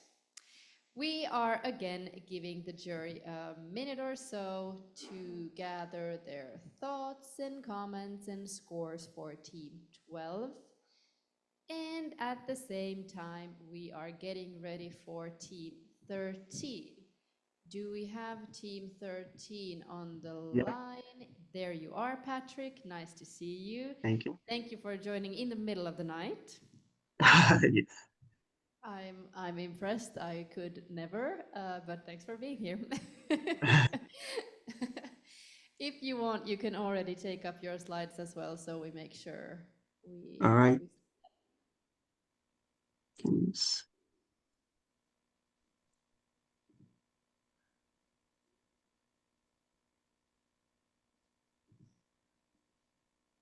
Can you see my screen now? Yes, I see it again now in kind of the edit mode and not the full percent. Yes, now I see it in full percentage mode. Can everyone see the slides in presenter mode? Yes, I see thumbs. Perfect. I'm gonna hold you for a second or so still, so that we are all ready to focus on your project. I think we are about ready. Yeah. The timer will be where I am now, and you will hear a sound in 5 minutes if one is needed. With that said, I wish you the best of luck. Whenever you're ready, Team 13. Hey everyone, I'm Patrick Boomsell. I live in Houston, Texas. I'm an instructor at Houston City College. I build simulations. I also teach visualization and simulation in Houston City College. Today I'm presenting MedGuard, which is an ecosystem-based fishery management system for the Mediterranean. And what's the problem? Currently, over 90% of the fishes in the Mediterranean seas, it kind of fished below the more than the sustainable level, and the Mediterranean Sea is actually like the second most overfished area in the world. And the problem that is faced with data and also visualization is that the fishing data that's currently existing is kind of disjointed. You have data about fishing intensity, and you have about protected regions, and they're all spread apart, and it's not really very accessible to especially people without data experience. And so what is the solution? I created MedGuard. It's a dashboard that has, visualization of risk assessment, habitat mapping, and also visualization of young, juvenile fish, the spawning regions. And also this also incorporates and optimize protected areas to show policymakers the areas that need to be protected. And the innovation MedGuard brings, it's an ecosystem based, so it looks at the whole ecosystem. It looks at the sea temperature, the chlorophyll level, and also fishing intensity, and the amount of fishes that have been fished in the past. And my progress through the hackathon is I created this project in EDITO, and I processed my data, and I had a bunch of data that I fed to the model, and then created a visualization, and I pushed the solution to EDITO, and I have this interactive dashboard. So you can see right now, you can simulate through different time zones from January 2025 to December 2026. And to make this intuitive to new users and people without data experience, like farmers, we have you can check through different fishing season, and you can check through layers. So this is the risks layer where you check the risks in terms of sustainability in the Mediterranean Sea, and you can check connectivity to visualize the spawning zones of juvenile fish. And also down here we also have analysis to show different spots, and you can zoom in and then read the data, and also have like a summary that kind of shows you the breakdown of the platform. And so what is the business model? My plan is to make this a freemium model where you can have free access, and then a paid feature like an API for National Fishery Agency, and also aquaculture companies. I use EDITO to kind of build the process and also display. I chose EDITO because it's incorporated with Copernicus data. I use Copernicus data. That's the water, seawater temperature, chlorophyll level, and salinity to build it, and also use data from FAO. That's for to see the fishing intensity. And Also, EDITO is important because to host this in like platforms like AWS, it's gonna cost like over like £3,000 a month. But having EDITO is like giving us cost-effective platform, and also since to take care of the Mediterranean Sea is going to need collaboration from 21 Mediterranean countries. So EDITO is going to be like a platform where we kind of have exposure to the already existing European marine community, and also the fact that we have data in EDITO, we could just grab it, and I look forward to seeing much more, fishing data incorporated into EDITO so we can have all the data we need on the platform. Thanks. Again, we are clapping away.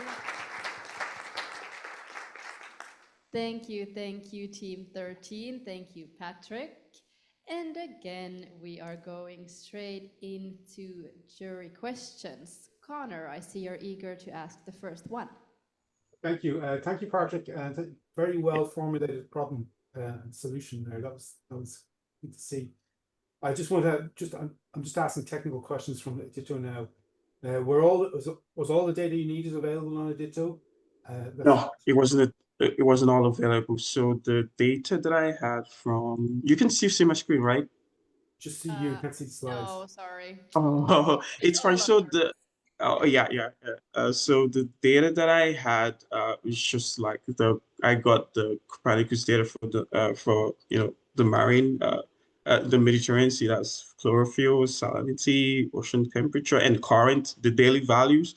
But I had to get like the fishing intensity. It's not available in Copernicus, and also for life fish data that passed fishing data. So those two are not currently available but for like the ecosystem data, like for the habitat, I was able to get it from Copernicus. Yeah. Okay, and then on that, from the data you had to pull in, and from was that straightforward, and were the virtual machines you used in EDITO adequate? Oh yeah, it was straightforward from EDITO. Yeah. And it was like the daily values. It was kind of it was such a large data that I don't think I would have done this using like the normal local system of like manual download. So using EDITO made it like almost 3 times faster to get this data. Okay. An on-site question next, maybe? Yes, Francois, please go ahead. Very nice presentation. I mean, the question, in fact, is what would be the next steps of the next development for your tool within EDITO? I mean, because it looks like you are almost done with your, through this hackathon, you are almost done with the EDITO integration, except that there are some data missing that this is what you are suggesting. But from the application viewpoint, do you plan to add or new features or? Yes, so I'm gonna share my screen again. I'm sorry, you can't in the Q&A. Oh, I can't. So yeah, it's fine. I'll just give me a second. Let me pull this up. So in the dashboard, I have like the analysis and insight. It's something that I want to develop more, not just having like the display on the dashboard, but like having like a summary of and also like suggestions of what to do with the data, because the goal for EDITO is to make it not just accessible but also actionable. So I think having that actionable feature, not just having like a display of data, also having that actionable feature would be something I'm looking forward to do. Yeah. Excellent. Thank you very much. Excellent questions, good answers as well, and the presentation itself. And thank you, Team 13.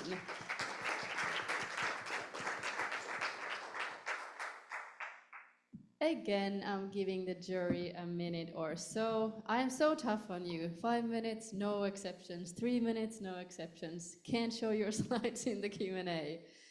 But it is, yeah.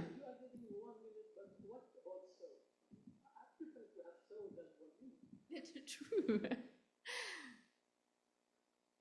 So very strict rules here. We are on our 3 last teams of the day. While the jury is writing down their thoughts, comments, and scores, I am slowly going onward to team 14. Do we have? Yes, so fast, very nice. I have your slides, thank you for that. I see you as well. And how are you doing, Eva?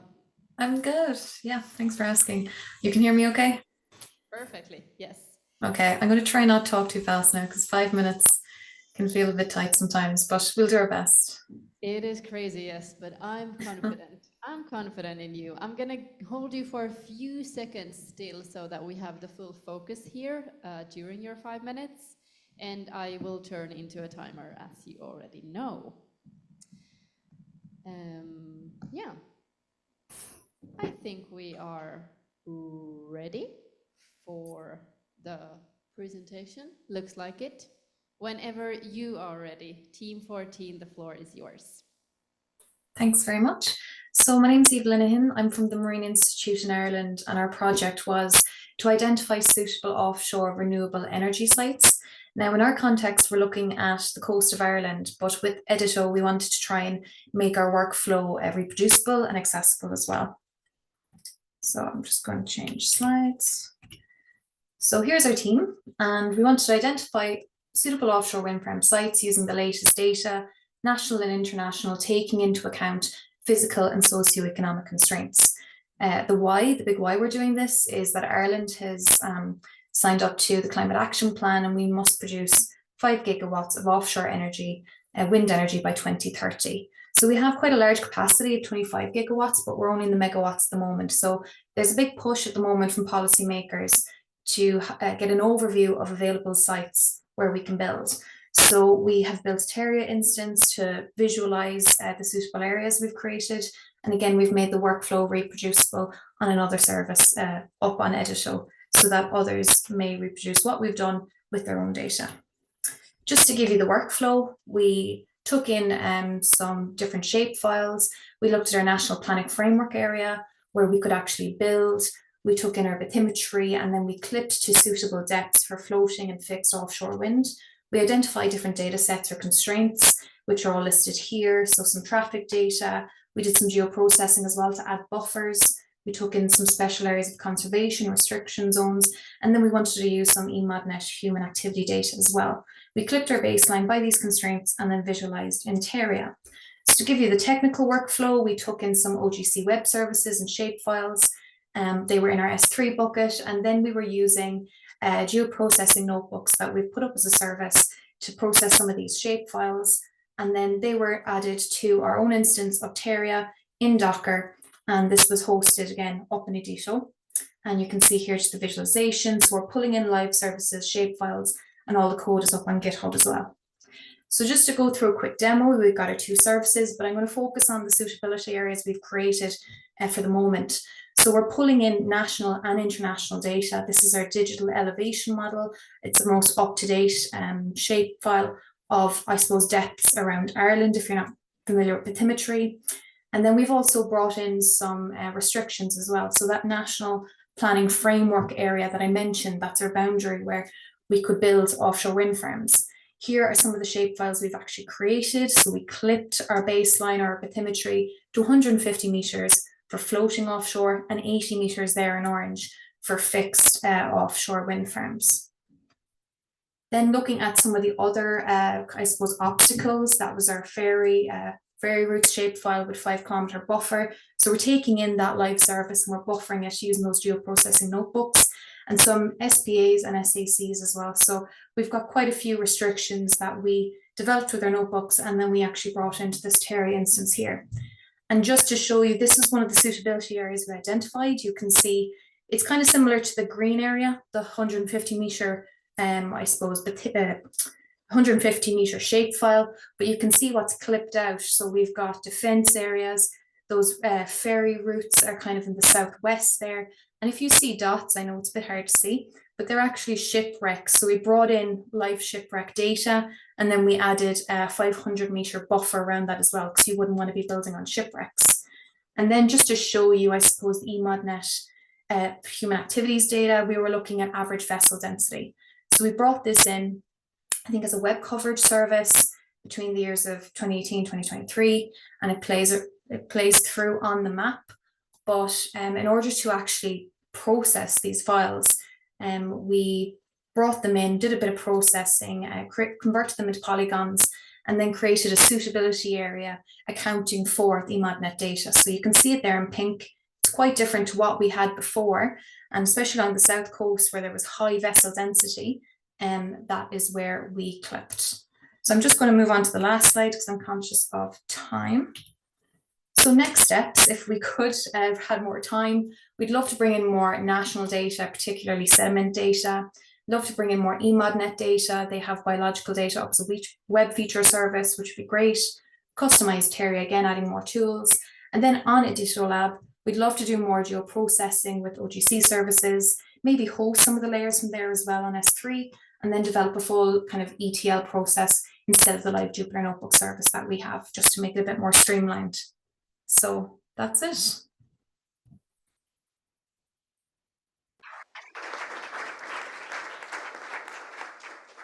Thank you, thank you, thank you, Team 14. Job well done. And again, we are going into the jury questions. Maybe we start with an on-site one. Perfect. Go ahead, Olivia. Thank you.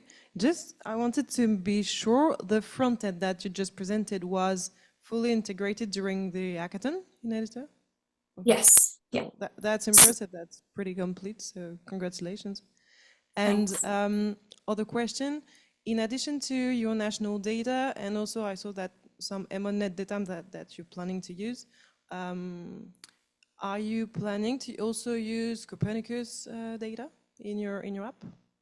Yeah, ideally we'd love to bring in some Copernicus data if we could do some processing through imagery or whatever else, just to have a look at especially biological data, because that's something that we're trying to account for, especially when it comes to marine spatial planning. At the moment, we ran out of time, unfortunately, so we just focus more on the physical and socioeconomic constraints. But in the future, definitely the more data sources, the better, to get a really good picture of where we could build offshore renewable energy sites. Okay, congratulations again. Perfect. Thank you, and thank you. Connor. Hi, Eve. Well done. First of all, I'll just say thanks for using EDITO data. Great to see it being used there. I just have one simple technical question. It just seems to me that all your data inputs are from geospatial web services. Is that correct? Yeah, we're trying to get the most up-to-date data. So we're pulling live from the servers. So we're pulling from, especially on a national level, we're pulling from image servers, feature services, servers, and then different web services as well. But the actual processing then, it doesn't involve live services. So we're pulling into S3 buckets to do the geo-processing, then to recreate those shape files that we were seeing up in Terra. And so then you're running the Terra on EDITO, I presume? Yeah. And how was the performance of pulling in the shape files in the It was actually really good. That bathymetry file is really big, so I think it's up to 5-kilometer resolution. It's our kind of newest and latest kind of digital elevation model, and it came up pretty much instantly. I think at the start of the demo, you could see me click into it, and it was practically there. So it performed really, really well. Yeah. Any chance we're going to see that DTM on EDITO? Yeah, well, we're trying to make everything more available and build pipelines. So yeah, hopefully at some stage. That's the plan. Thank you. Excellent. With those words, biggest of thank yous and congratulations, Team 14.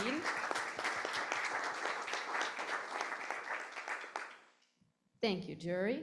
I again give you a few seconds, minutes, let's see how I feel, for your thoughts and scores.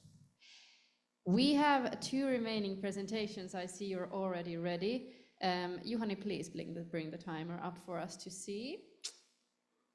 Thank you. I will remove this so it's not in your way.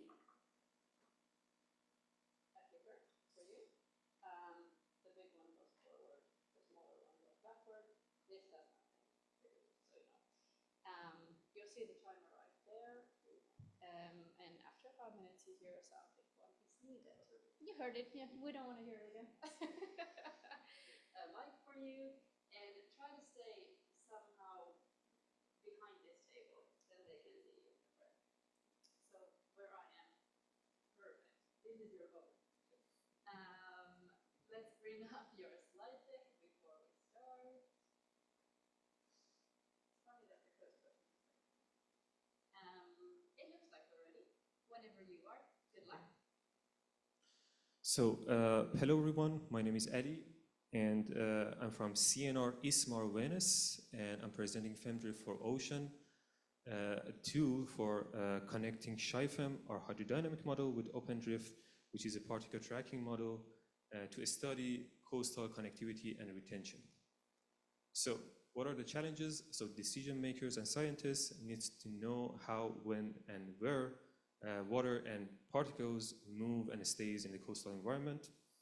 ShyFem and OpenDrift can provide this information if they coop together, but since ShyFem outputs are in internal formats, it's not possible for OpenDrift to directly read these outputs. Also, coastal connectivity can have a very complex connectivity in terms of spatial and temporal. So maybe scientists can use a simple tool to analyze this connectivity. So this is the workflow or solution. Basically, you can just run ShyFem. After that, you can convert the outputs with a script that we provided and connect it to OpenDrift. And after that, you can run the OpenDrift and use the connectivity which we produce a retention clock metrics, which is a new way of connectivity. Just a little bit more about ShyFem. ShyFem can simulate 3D currents, water temperature, and salinity. It uses unstructured grid, which makes it very suitable for complex geometries like lagoons. It can be coupled with waves, biogeochemistry, and sediment, and also particle tracking modules.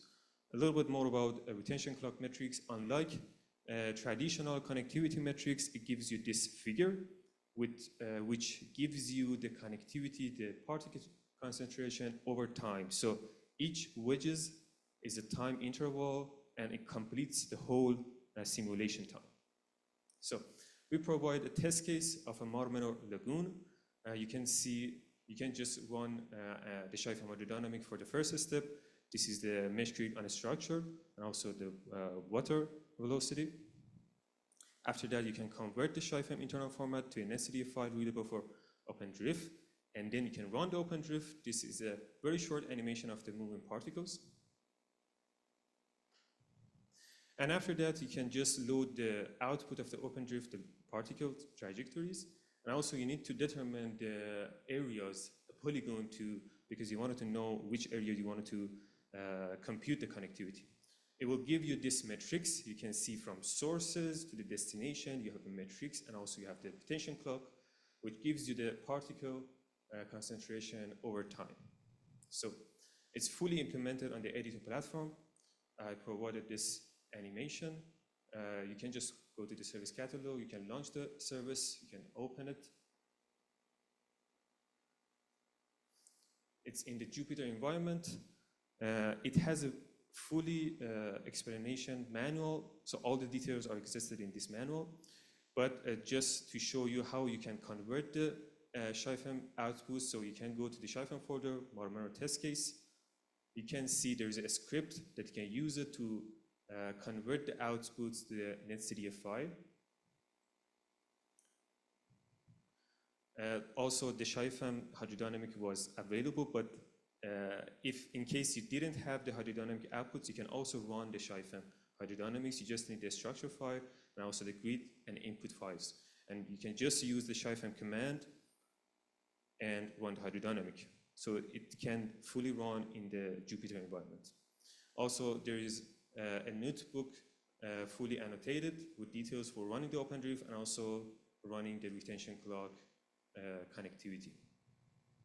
And that's it. Thank you.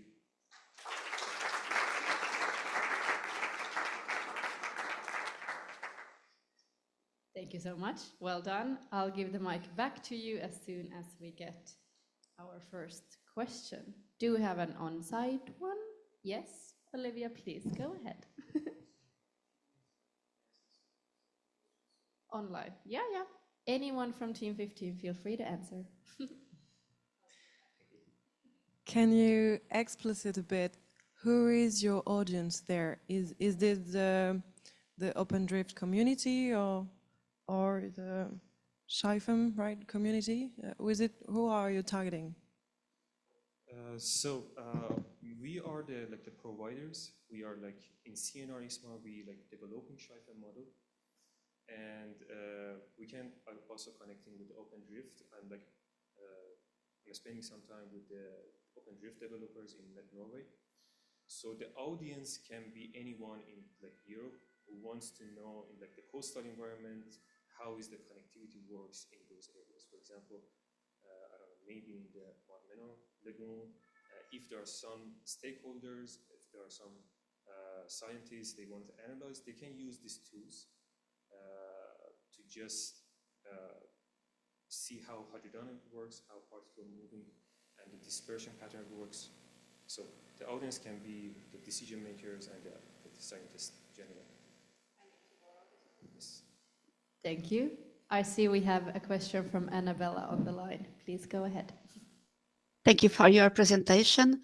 Can you please summarize how your work is connected with the services that EDITO provides? It can be, right now, maybe is not fully integrated. Most of the part, maybe like 80% of the parts is connected. You can use with the EDITO tools. Maybe for the future work, we can work on the beginning of the running the workflow, how you prepare the input files and the grid files for running the hydrodynamic model for the Shyfem. So it can connect it to the Copernicus and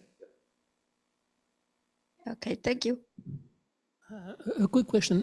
During this hackathon, because Shyfem is existing, I mean, it was running in EDITO.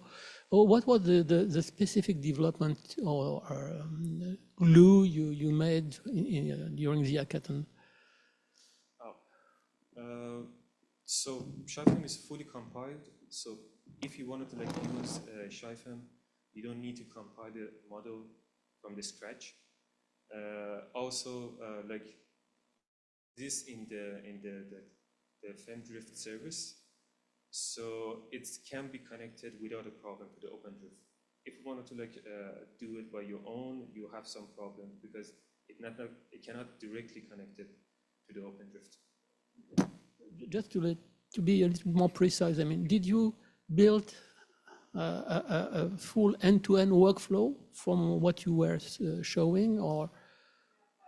Yeah, I guess yes. Yeah. You can answer quickly. Yes. Yeah. It's the end-to-end.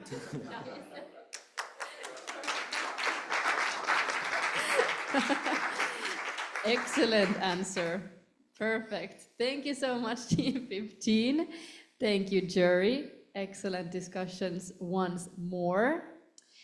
And for the second to last time, I will give you some time to collect your thoughts and comments about Team 15.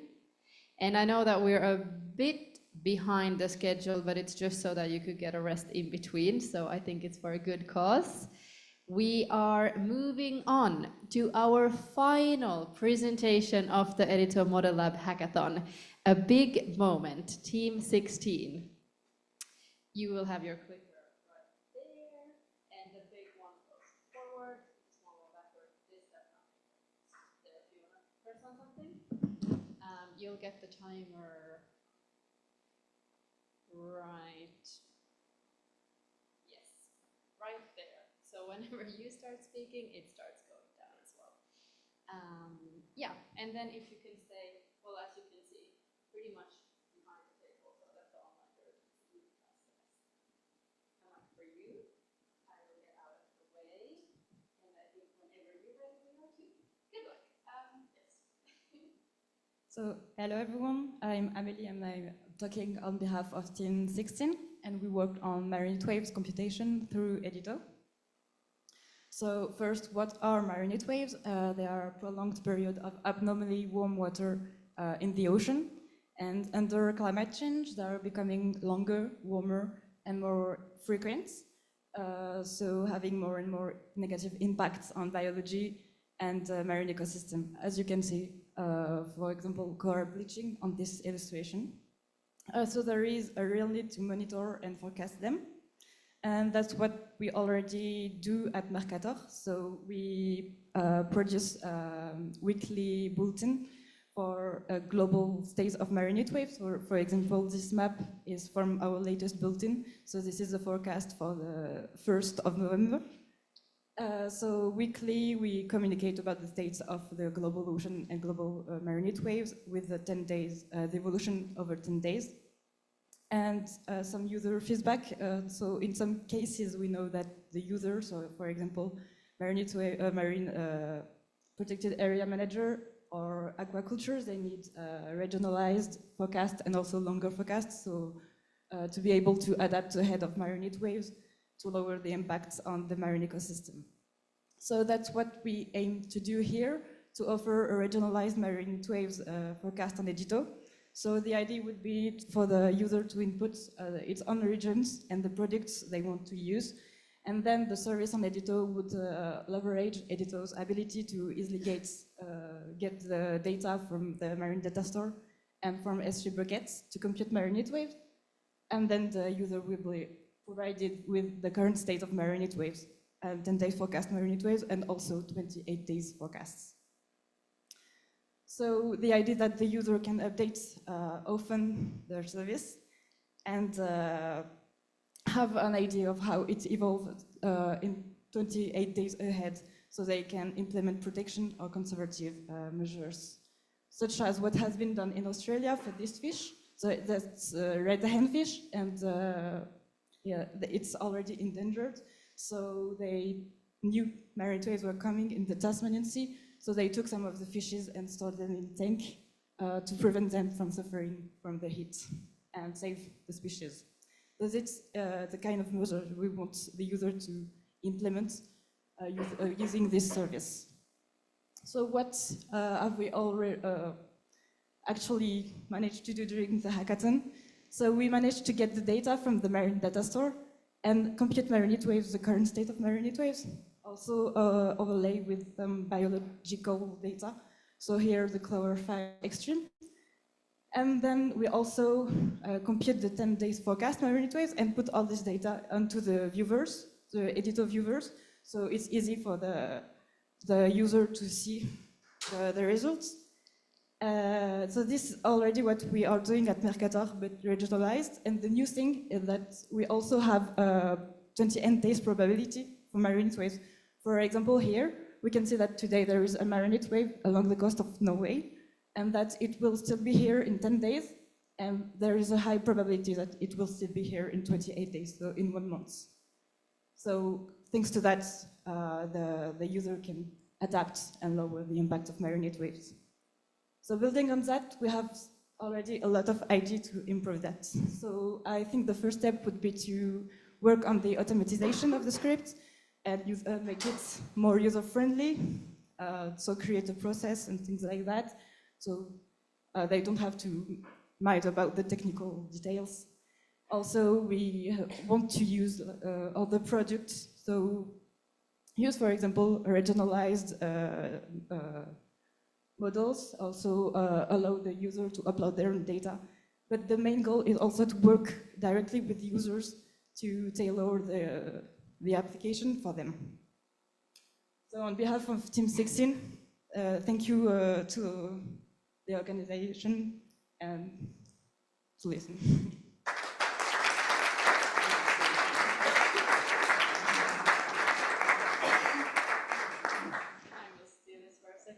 Thank you, job well done. And for the final time, I have no computer. We will go into the Q&A. Do we have any raised hands? Thank you. Maybe we start with an on-site question if we have one. Yes, Francois. The floor is yours. Merci, Thank you. Olivia. Thank you for your presentation. I'm not a specialist, but my question, the first question, in fact, there are two questions. The first question is, how do you, because, so you are from data, I mean, you are defining the consequences of heat waves. This is what you are doing, for instance, on the chlorophylla data? No, not the consequences, just we take some temperature data and then we detect where there is a marine heat wave, so an extreme of temperature. And then we have maps so that user can see where there is an extreme of temperature. Yeah, and for the forecast, we are using the forecast data provided, or do you have some? So we use a forecast temperature data from Copernicus. Okay. And have you planned, or do you plan, for instance, to integrate in the workflow, to integrate the more of physics simulation? Because here the simulation is done outside of what you are doing. Do you plan to have a more integrated workflow for that? So we are not planning on doing a physical simulation, but we are running scripts to detect the extreme of temperature. But we do not plan on doing simulation directly on the data. And question, have you looked at the framework Ocean in E2E? No, we haven't. You haven't? Okay.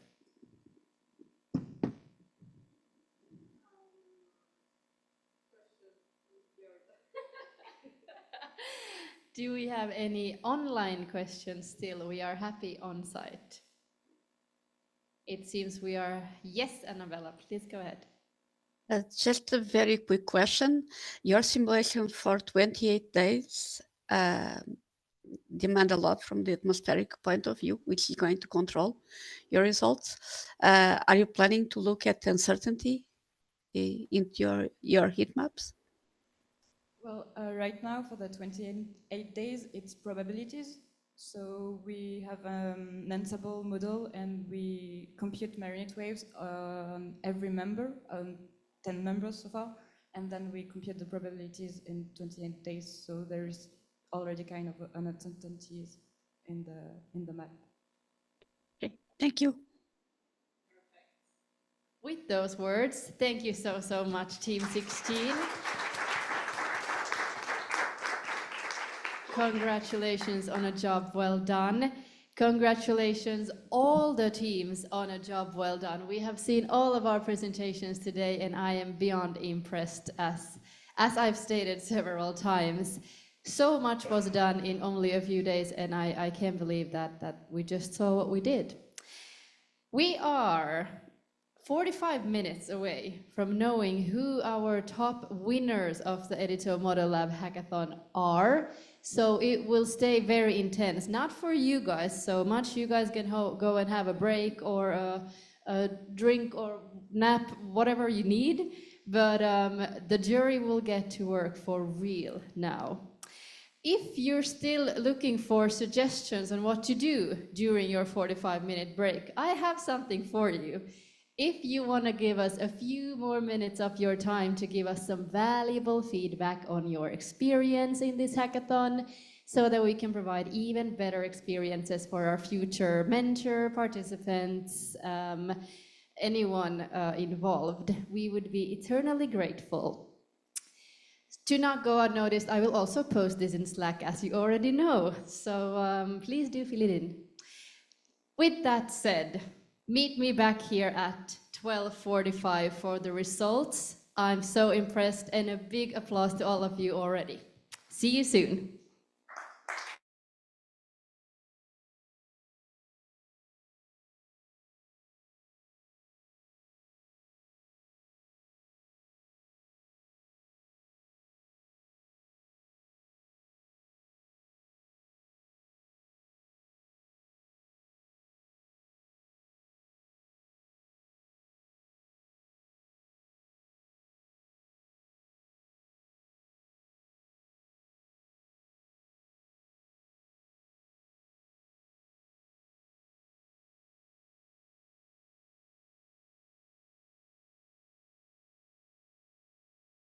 you again for the final time of this hackathon.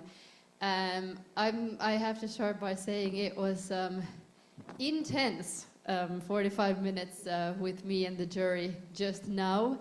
We've been going back and forth discussing almost all of the projects in the end, and the order has changed, and it was definitely a tough decision, a tough competition. So I want to say how impressed you can all be with yourselves regardless of what happens today. Can I get my slides up, please? Yeah, thank you. Before we go into the announcements themselves, I know that that's what you're all waiting for. I want to once more say the biggest of thank yous to, of course, the mentors and jury members for their tough work and intense support. Again, I'm clapping here for everyone, and at least on site, I'm not the only one. In addition, I want to say the biggest of thank yous, of course, to Marie and Renaud and the whole Mercator team, the whole EDITO-Model Lab team, all of the consortium for your great support throughout the project, throughout these past months. Without you, there would have been no event. So thank you for enabling this whole project. And you will hear a few comments on behalf of the partner later on as well. Are we ready to go into the announcements? I know I can't hold it anymore. I have to know. Soon I will shout out the winners if we don't get into the announcements officially.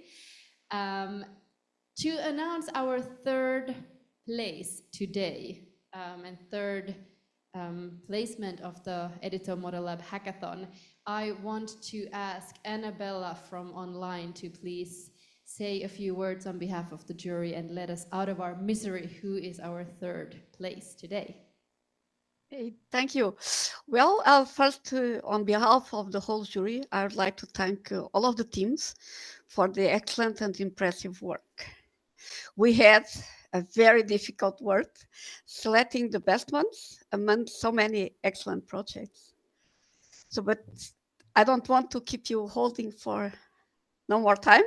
So for the third position, we selected a very complete and impactful work that is addressing a very important area from the economic point of view in Europe.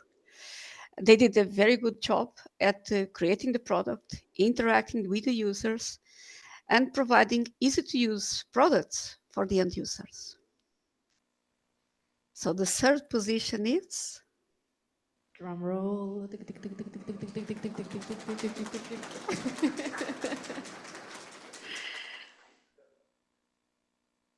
I say Project. it. You can say it. You can say it. The expense. Team 14, Ireland Map Marine.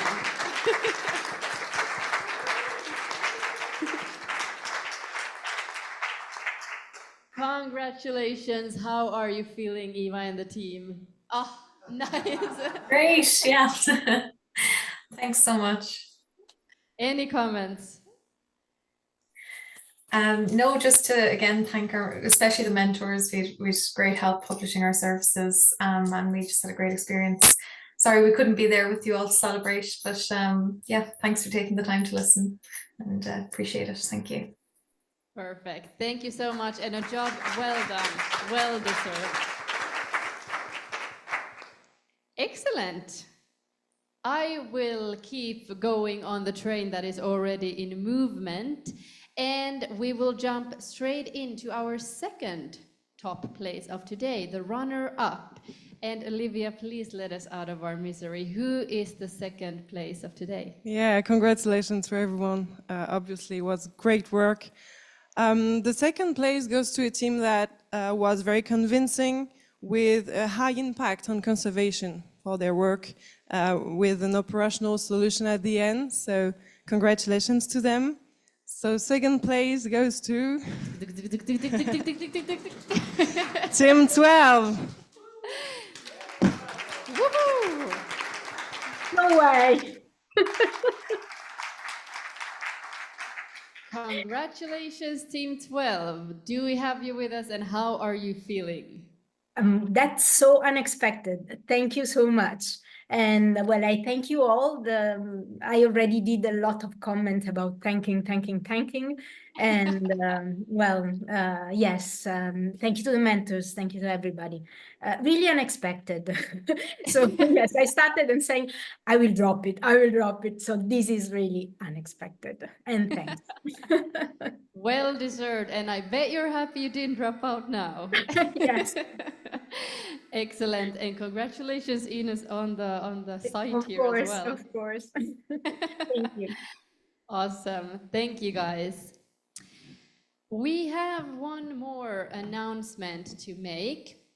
Before I let Jan take over for a thank you on behalf of the house as well, of course, and I will step aside. I want to ask the team that is now granted the winning spot in just a few seconds to stay with us for a winner interview. We want to hear all about your experience and behind the scenes of your work, let's say. So do stay behind so that we can ask you a few questions. And before we leave after this announcement as well, I want to ask everyone to come on up and also turn your cameras on for a group picture so that we can remember this joint experience forever. So just those are my two reminders already. Don't go anywhere even though you hear the winner soon. Excellent. With that, who is our grand winner? Please come and let us know. Thank you. So first, I want to say a few words about this very nice event. It was really great to organize this at the end of this EDITO-Model Lab project, and I want to thank all the partners of EDITO-Model Lab because everyone in this group really worked a lot to develop new things, starting from scratch because we really start the development of EDITO-Model Lab at the same time that we developed the EDITO Platform.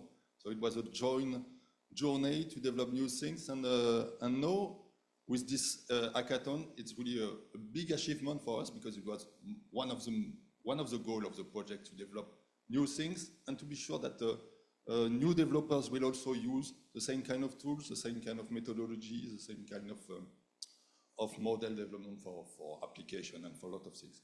So we have seen a lot of development in this hackathon using new data set, development of new model implemented on the platform, new services. So that's amazing at the end. So thanks a lot to everyone. Thanks a lot for the jury. So I was not in the jury. So I will say who is the grand winner of this hackathon, decided by our 4 members of the jury. We have a special gift for the winner. It is a present from the EDITO-Model Lab team. So the winner of the hackathon is the team. I show it when you say it. Okay. Team 13. Yeah. Lumever.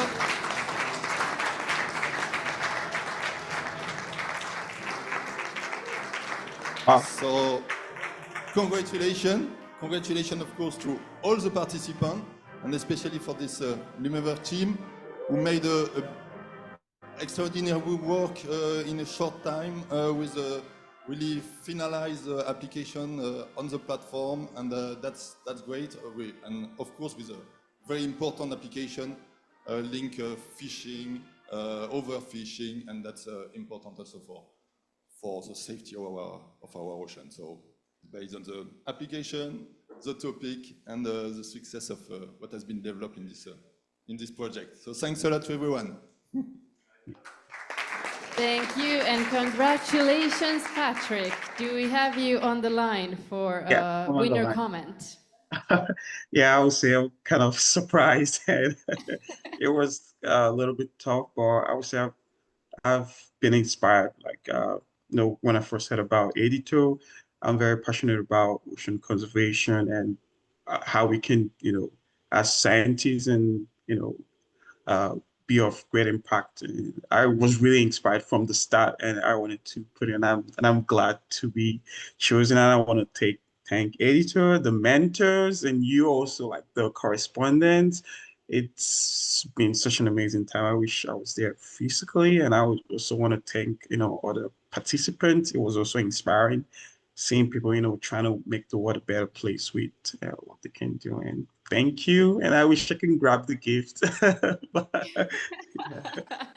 Yes, thank you. And let's see how expensive it's going to be to mail you this chicken as the grand prize. Maybe you get it when you visit the event that you get as your prize. Maybe the chicken waits for you there. We'll see how this sorts itself out. But biggest of congratulations. Definitely worth all of the hours midnight working and all of the tough work that you've done. Yeah, excellent job. Very, very impressed by all. Do go into your breakout room after this session so that we can meet you there and chat a bit about the feelings that you have a bit further, if that's fine. And now for the exercise that I told you about, because we do want to remember us all being here together for forever. Please, can I have as many cameras on as possible? And can I have all of my fellow partners and teams and organizers and mentors up on the stage with me so we can get organized for a picture somehow? And the chicken, of course, front row. Of course, we would never abandon the chicken. Do you want to take the pictures with the camera, maybe? Nice. And should we put the event? You have to leave it. You have to leave it. You have to keep it safe until you deliver it. Okay, perfect. I'm on the mic. Sorry. And we have the camera here. You guys can also go up. Yes, up on the stage. And Nelson, you can tell us if they're all visible.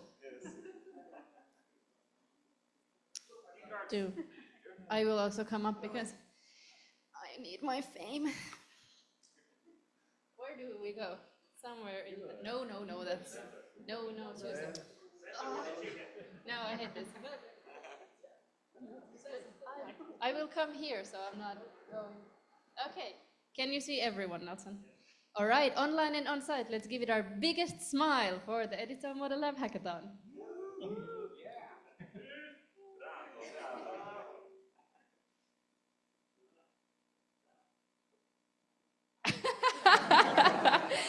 Refuses to come up. Do we want to do a funny one with the hands in the air, or is that dumb? Yeah, okay. On 3, hands in the air as much as you can without covering someone's face. Chicken up. Chicken up.